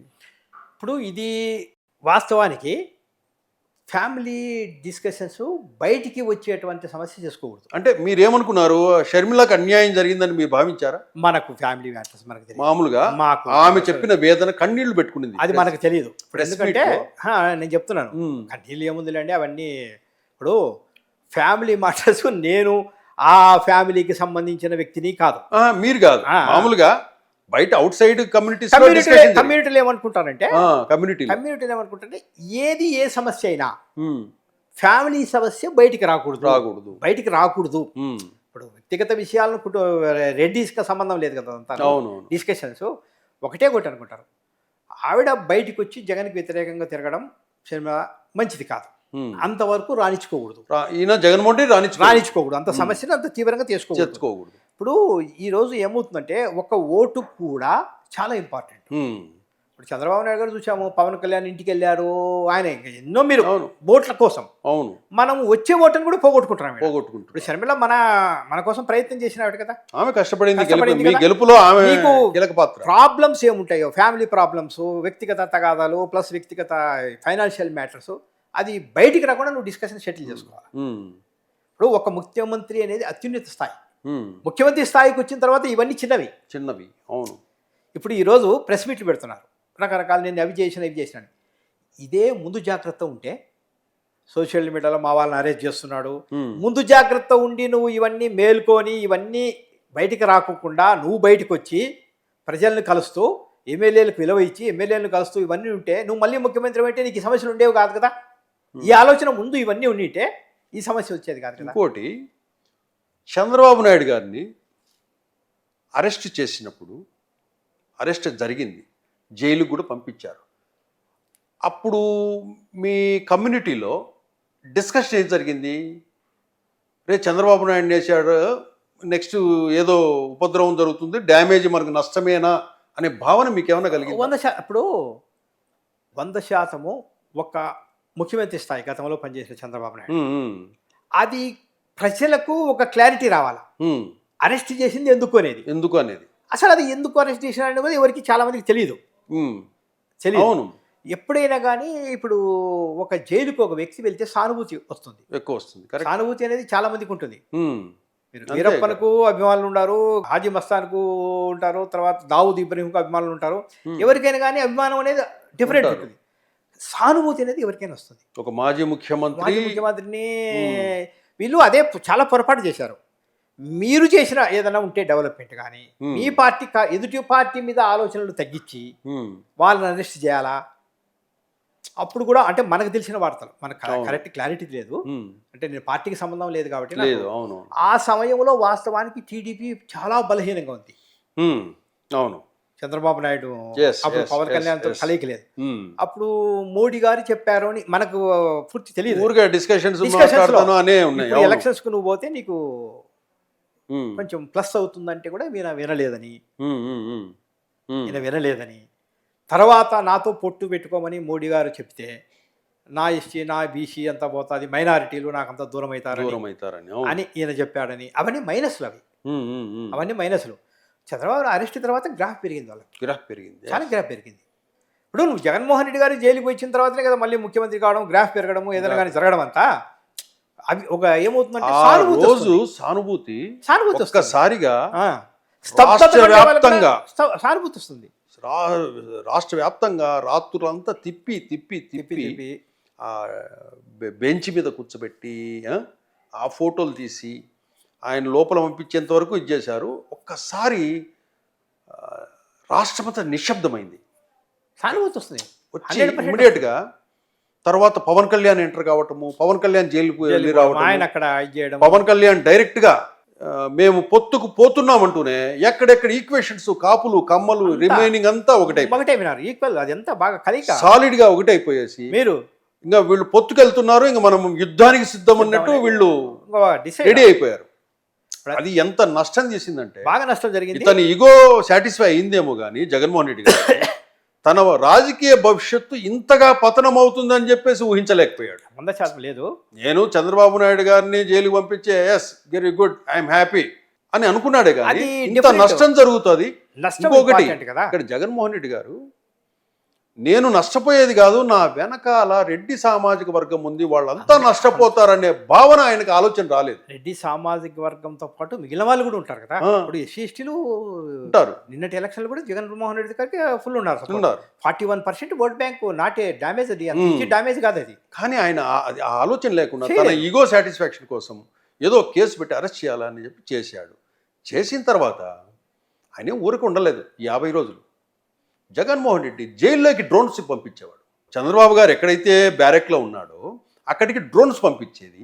ఆ డ్రోన్స్లో విజువల్ క్యాప్చర్ చేసి చంద్రబాబు నాయుడు గారు బాధపడుతున్నారా, వేదనతో ఉన్నాడా, కన్నీళ్లు పెడుతున్నారా అనే విజువల్స్ క్యాప్చర్ కోసము ఈ విషయం చెప్పింది చంద్రబాబు నాయుడు గారే. మనకు తెలియదు. డ్రోన్స్ పంపించి ఆ ఫొటోస్ క్యాప్చరింగ్ కోసం పంపించారు. అట్లాగే ఆయన్ను భయపెట్టడానికో ఏదో అటాక్ చేస్తారన్నట్లు ఫీల్ రావడానికో ఆ బ్యారిక్ వైపు కొంతమంది మనుషులను అట్లా తచ్చాడించడము, ఇట్లాంటి వ్యవహారాలన్నీ చేసి ఆయన బయటకు వచ్చాక నేను జైల్లో ఏం అనుభవించినాను కొన్ని విషయాలు చెప్పాడు చంద్రబాబు గారు. అట్లా ఇంకొకటి, అదే జైల్లో చంద్రబాబు నాయుడు అనేది వ్యక్తిని బాత్రూమ్ ల్యాబరేటరీకి వెళ్తే అంతకుముందు పైకి కూర్చొని ఉండేటి మోడర్న్ టాయిలెట్స్ ఉండేటి, అవి పెకలించేసి మన ఇండియన్ టాయిలెట్ ఏదైతే ఉందో దాన్ని కట్టించారు. అంటే చంద్రబాబు నాయుడు అనే వ్యక్తి కూర్చొని లేయడానికి ఇబ్బంది పడాలి అంటే అదొక మనస్తత్వం, అతను కష్టపడాలి, ఇబ్బంది పడాలనే వ్యవహారంగా ఆ పని కూడా చేసి పెట్టారు. అది ఎంత డ్యామేజ్ చేసిందంటే ఈరోజు 11 సీట్లకు వచ్చాడు. నేను ఒక ఇంటర్వ్యూలో కూడా చెప్పా, ఇదే జగన్మోహన్ రెడ్డి గారు ఈనాడు ఆంధ్రజ్యోతిలో వచ్చే కథనాలను ఫాలో అయ్యి ఉంటే, ఆయన దాని మీద సమీక్షలు చేసింటే ఒక 50-40 సీట్లన్నా వచ్చిండే. సమీక్ష చేసింటే చాలు. అరే ఆంధ్రజ్యోతిలో ఈ కథనం వచ్చింది, ఈనాడులో వచ్చింది, ఇదేందో కనుక్కోండి, దీన్ని ఎంక్వైరీ చేయండి, చెయ్యాలి. ఇప్పుడు విమర్శలను పొగిడేవాడు శత్రువు, విమర్శించేవాడు మిత్రుడు. నేను ఎందుకు చెప్తున్నాను ఇప్పుడు? ఇప్పుడు ఉన్న విషయాలు చెప్తున్నాను నేను అంతేగాని జగన్మోహన్ రెడ్డి గారికి వైసీపీ యాంటీ కాదు. నేను యాజ్ ఎ రెడ్డిగా నేను కూడా జగన్మోహన్ రెడ్డి గారిని అభిమానించే వ్యక్తిని.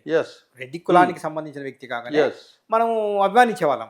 నాకు అన్ని పార్టీల వాళ్ళతో నాకు బాగుంటుంది. డిస్కషన్ ఇది వచ్చింది కాబట్టి పొగిడేవాడు శత్రువు ఎప్పటికీ. విమర్శలు తీసుకోవాలి. ఇక్కడ ఇంకేంటంటే ఇంకోటి, ఈ డిస్కషన్స్లో మనము ఈ ఓటములు రకరకాలు, ఈయన ఈ స్పీచ్ కృష్ణమోహన్ రాసిస్తాడు అనుకుంటా. అవి కొంచెం ప్రజలు హర్షించే స్పీచ్ కాదు. ఆ పవన్ కళ్యాణ్ గురించి మాట్లాడము, ఆ గ్లాసు సింకులో ఉండాలా, సైకిల్ బయట ఉండాలా, అవి ఏమన్నా డైలాగులా? అవి ఏమన్నా డైలాగులు? అవి ప్రజలకు దానికి మీద విరక్తి కలుగుతుంది. కానీ తర్వాత ఏదేదో దత్తపుత్రుడు అనడము, రకరకాలు అవన్నీ. ఈ మనము పేదలకు పెత్తందారులకు యుద్ధము. ఇప్పుడు ఎవరు గెలిచారు? పెత్తందారు ఆయనే, జగన్మోహన్ రెడ్డి గారు పెత్తందారు. నువ్వు ఆ మాట అన్నప్పుడు ఇది యుద్ధం అంటా ఉంటే, ఇప్పుడు నీ ప్రకారం అయితే పేదలు ఓడిపోయినట్టే కదా. అవును. సో ఇవన్నీ ఆ డైలాగ్స్ ప్రజలు హర్షించే డైలాగ్స్ కాదు. ఆ స్పీచెస్, కొన్ని స్పీచ్లు ఆ టైం ఎప్పుడైతే మనము ఎదుటి పార్టీ మీద వ్యక్తిగతాలు ఎప్పటికీ యాక్సెప్ట్ చేయరు ప్రజలు. న్యూట్రల్ పీపుల్ ఉంటారని చెప్పాను కదా ఇందాక. ఆ న్యూట్రల్ పీపుల్ యాక్సెప్ట్ చేయరు. తర్వాత అన్నిటికీ తోడు ఒక ఎమ్మెల్యేకి ఉండే పవర్స్లో ఎక్కువ ఏం ఆశిస్తారంటే తిరుపతి తిరుమల దర్శనాన్ని ఆశిస్తారు ఎక్కువ మంది. ఎమ్మెల్యే అయితేనే దర్శనం నువ్వు ఆడ ధర్మారెడ్డిని పెట్టావు. ధర్మారెడ్డి ఎవరికైనా ప్రజలకు ఉపయోగపడ్డా? మీద అన్ని విమర్శలే ఉంటాయి. విమర్శలే నిజంగా. ఈ రఘురామకృష్ణరాజు గారి దాడికి సంబంధించి విషయాలు, దాన్ని మేనేజ్ చేసినట్టు ఇవన్నీ కూడా అన్ని ఇప్పటికి కూడా, ఇప్పుడు తిరుమలలో స్కామ్స్ అన్ని కూడా ఆయన చుట్టే తిరుగుతున్నాయి. స్కాములు అవన్నీ డిఫరెంట్, మనకు తెలియదు. అవన్నీ అంటే ఆపోజిట్ పార్టీ అంటూ ఉంటారు. మనకు వ్యక్తిగతంగా మనకు సంబంధం లేదు. మనం ఏమంటున్నామంటే, ఒక ఎమ్మెల్యే ఉంటాడు, సరే ఆయన 10 మంది వస్తారు దర్శనానికి, నువ్వు 6 మందికే పర్మిషను. ధర్మారెడ్డి వలన కూడా వైసీపీకి డ్యామేజ్ బాగా డ్యామేజ్. నాకు తెలిసిన వ్యక్తి, ఒక ఎమ్మెల్యే 6 మంది పేర్లు 7 మంది ఉన్నారంట ఆ రోజు. 6 మంది పర్మిషన్ ఇచ్చాడు, ఇంకొకరికి పర్మిషన్ ఇవ్వలేదు. ఒక ఎమ్మెల్యే నువ్వు రాస్తానే లెటరు, ఒక ఎమ్మెల్యే రాస్తే కొన్ని ఎగ్జామ్షన్స్ తప్ప దర్శనం ఏముంది? ఇప్పుడు ఎమ్మెల్యేకు అని అంటాడు. ఇప్పుడు మీరు అన్నారు కదా, రెడ్డి ఎమ్మెల్యేలు ఎక్కువ ఉండేవాళ్ళు, 51 మంది ఉండేవాళ్ళు. లెటర్ కోసం పోతాడు. ఇంకేముందన్నా, నువ్వు రెడ్డి ఎమ్మెల్యే, నువ్వు ఒక లెటర్ కూడా ఇవ్వలేకపోతే ఎట్లా, దర్శనం కూడా ఇప్పించలేకపోతే ఇంటికి వస్తుందా రాదా? అది ఆ మాత్రం మీరు అక్కడ ఇవ్వలేరా? మీరు అడగలేరా? ఆయన టీటీడీఓని అడగలేరా? ముఖ్యమంత్రికి చెప్పలేరా విషయం?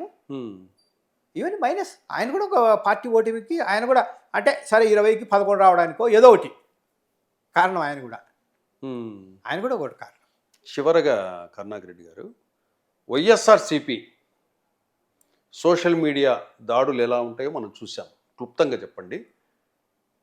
పవన్ కళ్యాణ్, చంద్రబాబు నాయుడు భార్యను, వాళ్ళ పిల్లలను, ఇతరత్ర మొత్తం పవన్ కళ్యాణ్ పిల్లల్ని ఏ విధంగా చేశారో అన్నీ చూసాం.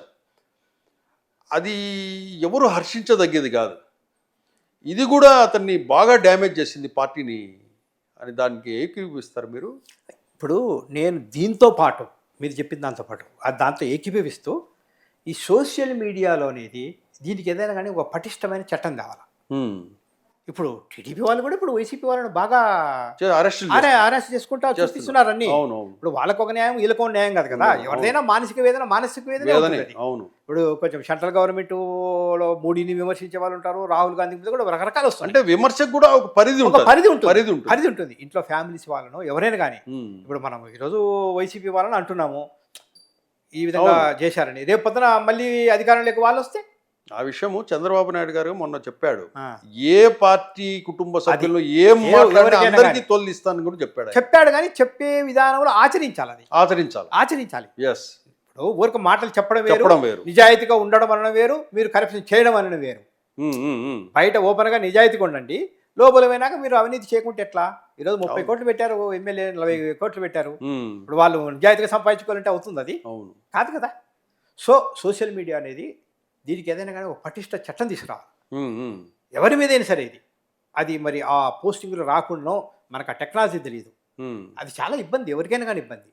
ముఖ్యమంత్రి స్థాయిలో ఉండే వాళ్ళ మీద పెడతారు, వాళ్ళ ఫ్యామిలీస్ మీద పెడతారు, అపోజిషన్ పార్టీ వాళ్ళ మీద పెడతారు. అవును, సమాజంలో అది ఇది ఇది చాలా న్యూసెన్స్ అనేది వస్తుంది. న్యూసెన్స్ అయితే చాలా న్యూసెన్స్ వస్తుంది. ఎవరు అధికారంలో ఉంటే వాళ్ళు విచ్చలవిడిగా పోలీసులను వాడుకోవడం, అధికారం పోయినాక మళ్ళీ వాళ్ళని దూషించడము. అవును, ఇప్పుడు ఈ ప్రభుత్వం ఉంటుంది, ఈ మళ్ళీ 5 ఏళ్ళ తర్వాత ఏది ఉంటుందో మనకు గ్యారెంటీ ఉండదు కదా, అప్పుడు మళ్ళీ వీళ్ళు ఇదే రిపీట్. సో దీనికి ఒక పటిష్టమైన చట్టం తీసుకురావాలి. చివరిగా జగన్మోహన్ రెడ్డి 11 సీట్లలో ఉన్నాడు. భవిష్యత్తులో వైసీపీ పార్టీ నెక్స్ట్ టర్మ్ అనుకుందాము, దానికి ఒక భవిష్యత్తు ఉంటుందని మీరు భావిస్తున్నారా? రెడ్డి సామాజిక వర్గాన్ని దగ్గర తీసుకొని మిగతావన్నీ కూడా ఎప్పుడే కానీ ఎదుటి పార్టీ మీద మనం వ్యక్తిగత విమర్శలు కానీ చేసి, అవును, వ్యక్తిగత కుల విమర్శలు కానీ ఏది చేయకుండా నీ పార్టీ ఏం చేస్తుందో, నీ డెవలప్మెంట్ ఏం చేస్తుందో నువ్వు చెప్పుకుంటూ ఉంటేనే వాళ్ళను మంచి ట్రాక్ లో పెట్టి నడిపించి ఈ రీజనల్ కోఆర్డినేటర్లు ఇవన్నీ టైం పాస్ వాళ్ళు. నేను అదే చెప్తున్నా, వీళ్ళంతా అది నడిపించాల్సింది ఇతను నడిపించాలి కానీ ఇతను నడిపించేదానికి ఇంకో మనిషిని పెడతాడు. అది ఒకటి ఉదాహరణ చూస్తున్నాను. మనము ప్రపంచ దేశాల్లో ఎంతో మంది ప్రధానులు చూసాం, వాళ్ళు సైకిల్లో ఉంటారంట, బస్ స్టాండ్లో పోతారంట, సైకిల్లో కూర్చుంటారు. మనం చాలా సోషల్ మీడియాలో చూస్తున్నాం చాలా దేశాల్లో. ఇప్పుడు వేరే స్టేట్లో కూడా సీఎంలు చాలా సింపుల్గా ఉంటారు. అవును, కానీ ఇప్పటికీ ఓడిపోయినా కూడా అపాయింట్మెంట్ తీసుకొని ఈయన కలవాలి. ఎంత విచిత్రం చూడండి. నేను ఏమంటున్నా అంటే సమీక్ష పెట్టాలి. అవును, మీరు మొహమాటం లేకుండా చెప్పండి, నాకు నేను మారతా, నేను ఓడిపోయిన తర్వాత, నేను ఎలక్షన్ అయిన తర్వాత పెద్దిరెడ్డి రామచంద్రరెడ్డి గారి దగ్గర కలిసా, జస్ట్ ఒక నెల తర్వాత. ఆ రోజు ఏదో మీటింగ్ పెట్టారు, నేను వెళ్ళా. అన్న ఏం విషయము అంటే అప్పటికి నేను చెప్పింటే ఆయనకు 70% రెడ్డిస్ వేరన్నా పార్టీకి అని చెప్పా. అంటే అప్పుడు కలిసి అందరూ చాలా మంది ఉన్నారు, ఎక్స్లు, మాజీలు, అంతా ఎమ్మెల్యేలు, ఇన్ఛార్జీలు. ఆయన ఇంట్లో కరుణాకర్ రెడ్డి గారు చెప్పాడు 70% అని చెప్పి, 80% పైన వేయలేదు వాస్తవానికి, ఈయన ముందే చెప్పాడు అని చెప్పి. ఏం జరిగిందన్నా మీటింగ్లో అన్న, ఇది ఇలా అన్నాడు.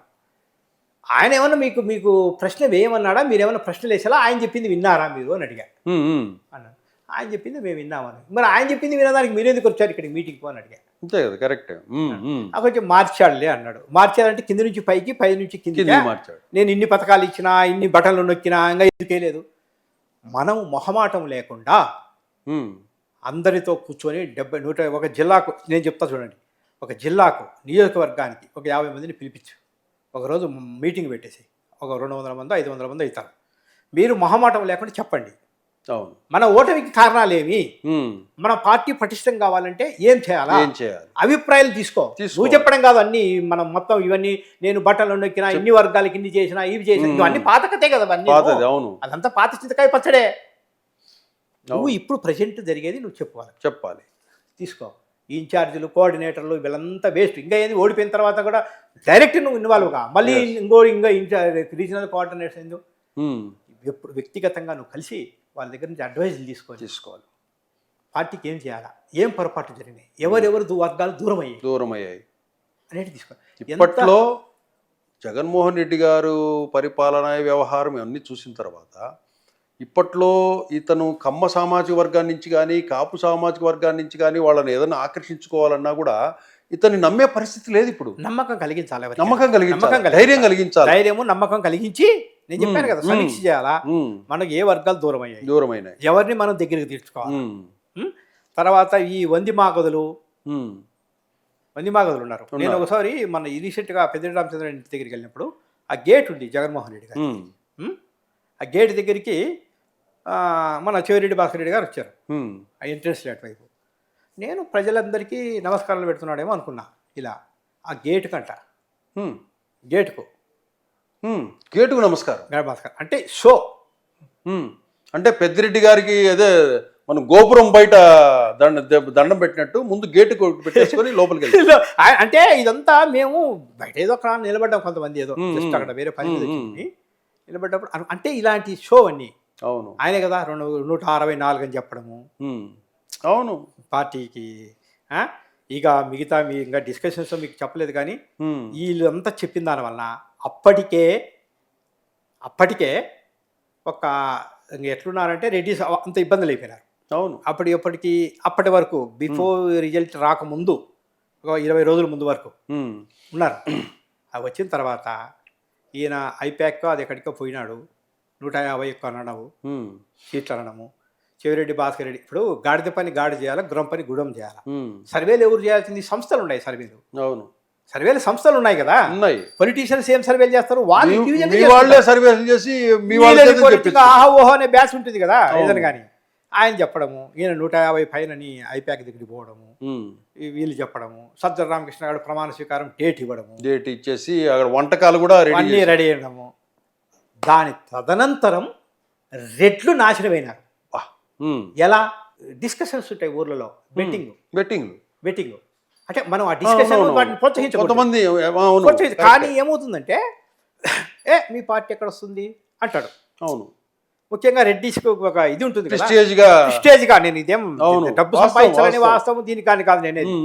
అప్పటి వరకు ఒక స్తబ్దత ఉంది. పాపం ఆర్థికంగా అన్ని రకాలుగా వీళ్ళంతా చెప్పారు కాబట్టి పెట్టు, కోటికి 2 కోట్లు, ఒక్కొక్క విలేజ్ 4 కోట్లు 5 కోట్లు.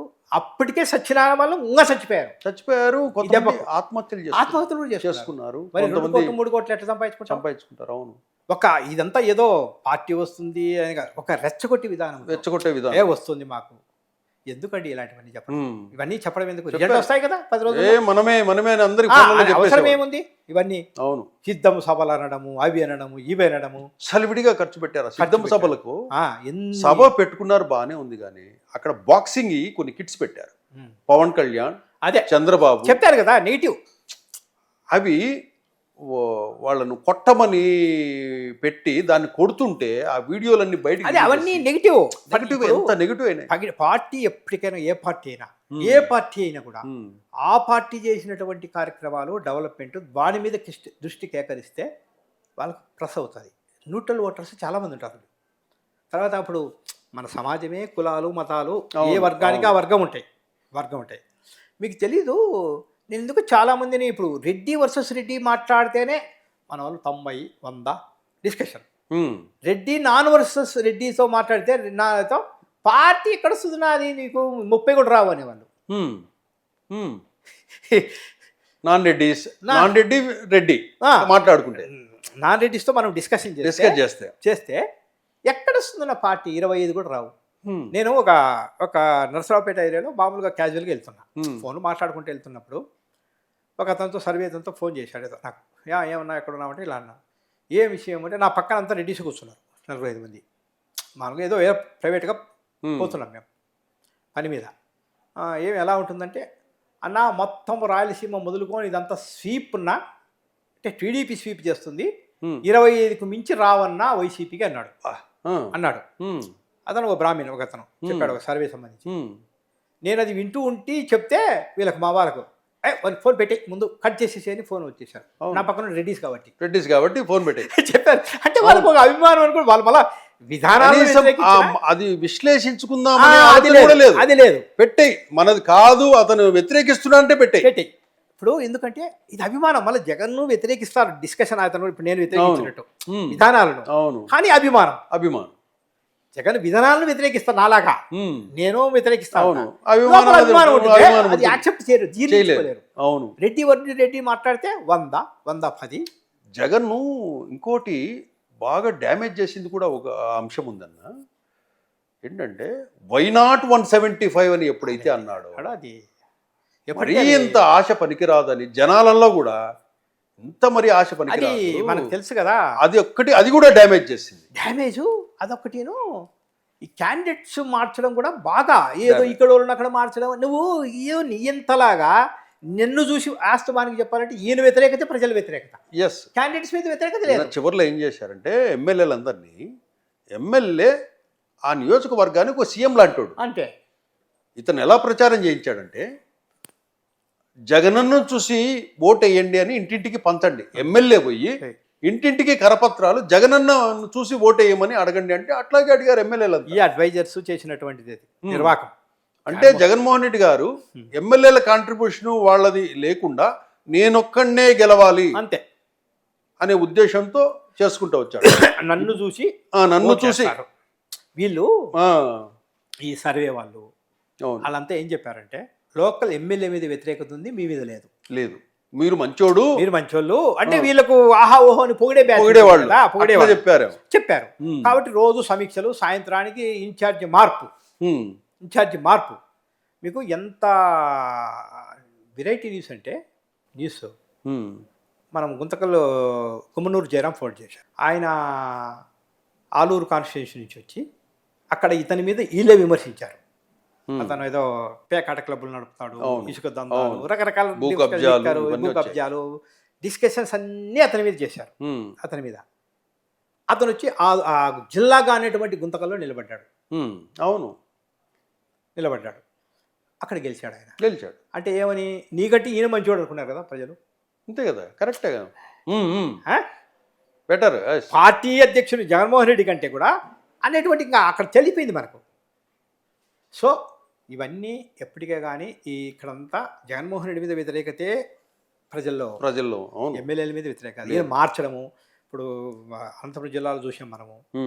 ఈ రెడ్ల పరిస్థితి ఎట్లా అంటే రెడ్డి అధికారంలో ఉండేవాడు రెడ్లకు హెల్ప్ చేయలేదు, వేరే వాళ్ళు ఉంటే కూడా రెడ్లను దొక్కినారు. వీళ్ళు మళ్ళీ పైకి లేస్తే మాకేమన్నా ఫ్యూచర్లో సమస్య అని అక్కడ వ్యతిరేకత ఉన్నటువంటి ఒక ఆమెను తీసుకుపోయి ఇప్పుడు జగన్మోహన్ రెడ్డి గారికి ఈ 5 సంవత్సరాల్లో సీఎంగా ఉన్నాడు కాబట్టి ఈ బెయిల్లు, కొన్ని ఎగ్జామ్షన్స్, వాయిదాలకు వెళ్ళకపోవటం ఇవన్నీ జరిగాయి. ఇప్పుడు మళ్ళీ ఆ కేసులు రీఓపెన్ అవుతాయి కదా. కేసులు రీఓపెన్ మన కోర్టుకు సంబంధించి వాయిదాలు పోవటము, అది చట్టం గురించి రకరకాలు డిస్కషన్ ఉంటాయి. కానీ ఇక్కడ జగన్మోహన్ రెడ్డి గారు మీరు చెప్పినట్టు చేరి కొన్ని మార్పులు చేసుకునేసి తను డైరెక్ట్గా ఇన్వాల్వ్ అయితే కానీ నెక్స్ట్ మనం ఎక్స్పెక్ట్ చేయలేము. తర్వాత మనం పదవులు ఇచ్చినప్పుడు పదవులు రాజ్యసభ మెంబర్లు పదవులు ఇస్తాం కదా, ఎమ్మెల్సీలు కనీసం 10 లక్షలు ఖర్చున్న పెట్టుకోవాలా, 10 ఓట్లు అన్నపడాలి. వాళ్ళకి ఆలోచన చేయాలి కదా. అవును.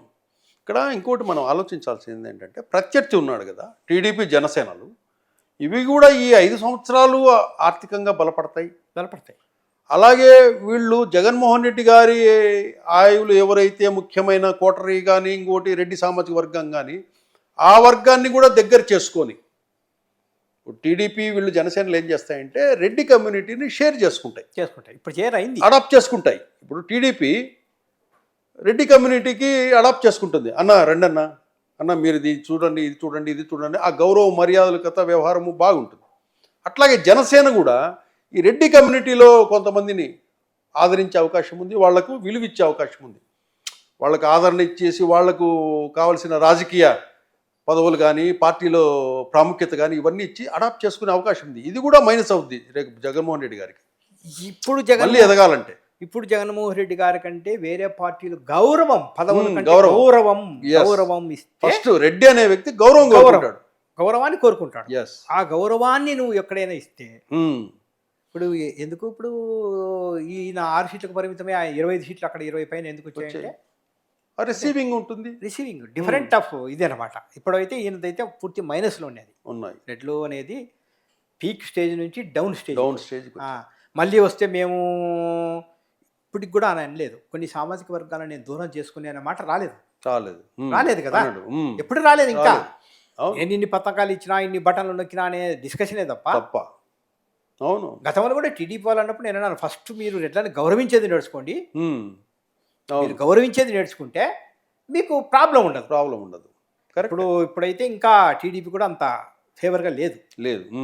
పోస్టింగ్లో ఇప్పుడు మనం చూస్తున్నాం. పోస్టింగ్స్లో ఇప్పుడు ఎవరో వాళ్ళు చేశారని చెప్పి మనం ఏదో గతంలో జమీందారు వ్యవస్థ, పెత్తంజారీ వ్యవస్థ ఉందని చెప్పి ఇప్పుడు 100 సంవత్సరాల కింద మాట్లాడుతున్నాం. ఇక్కడ ఇంకోటి జగన్మోహన్ రెడ్డి గారి నిర్ణయాల వల్ల నష్టపోయింది కూడా బాగా రెడ్డి ఆఫీసర్సే ఉన్నారు. ఇక్కడ ఆఫీసర్సే వెంకటరెడ్డి, ఇంకొక లిక్కర్ కు సంబంధించిన ఆయన మొత్తం రెడ్డిసే. కేసుల్లో ఇరుక్కునేది వాళ్ళే. ఒక్కొక్కరికి 50 ఏళ్ళ వయసు, రిటైర్మెంట్ వయసులో పాపం ఉన్నారు, నిజంగా. బీపీలు షుగర్లు ఉన్నాయి. వాళ్ళు జైలు పాటు పోలీసులు తీసుకెళ్తుంటే నాకు అనిపించింది, ఎందుకు ఈ వయసులో ఈ తప్పులన్నీ చేశారు. జగన్మోహన్ రెడ్డి ఏమో బాగున్నాడు బెంగళూరులో. ఈ జగన్మోహన్ రెడ్డి చెప్పినట్టు చేసిన వాళ్ళంతా పోలీస్ కేసులు పెట్టేసి విచారణ ఎదుర్కొంటున్నారు. రాబో రోజుల్లో ఇదే జగన్మోహన్ రెడ్డి బాగున్నాడు అంటే మనం ఎలా చెప్తాంలేండి, కానీ మానసికంగా ఈ కంఫర్ట్ అంటే ఎలాగో ఫీల్ అయింటది కదా. నేను ఇప్పుడు మనం అనుకుంటాం, మనం విమర్శిస్తున్నాం కానీ ఈ రోజు బాగున్నాడు అనేది. ఆయన సైకలాజికల్ నేను ఇంత చేసినాను, ఎందుకు ఓడిపోయాను, ఇన్ని సామాజిక వర్గాలకు ఇంత డబ్బు పంచాను అనేటువంటి మైండ్ ఆయన ఉంటుంది. ఆయన షాక్ అయ్యాడు కదా ఆఫ్టర్ రిజల్ట్ కూడా. ఇంత రిజల్ట్ దిమ్మ తిరిగిపోయి రిజల్ట్ చూసిన తర్వాత సరే ఇప్పటికైనా కానీ ఆయన మార్చుకోలేదు. ఈ సర్వేలన్నీ ఫేక్ సర్వేలు, నా వెంబడి ఉండే వాళ్ళంతా ఫేక్ వ్యక్తులు అనేది ఆయనకు అర్థం కాలేదు. అవును.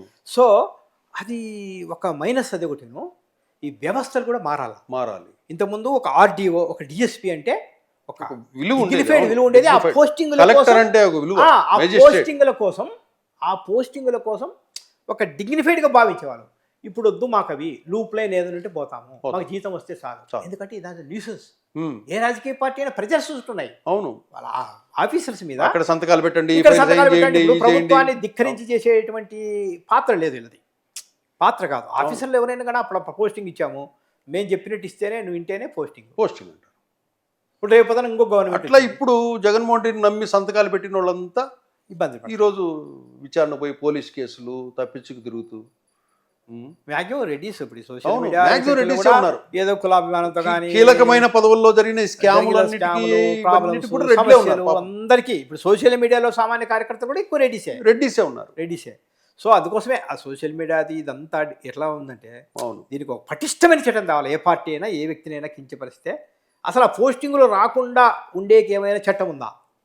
నెట్వర్క్ సాఫ్ట్వేర్ కదా, అలాంటిది ఏదైనా ఆలోచన చేయాలి. థ్యాంక్ యూ కరుణాకర్ రెడ్డి గారు. Thank you very much.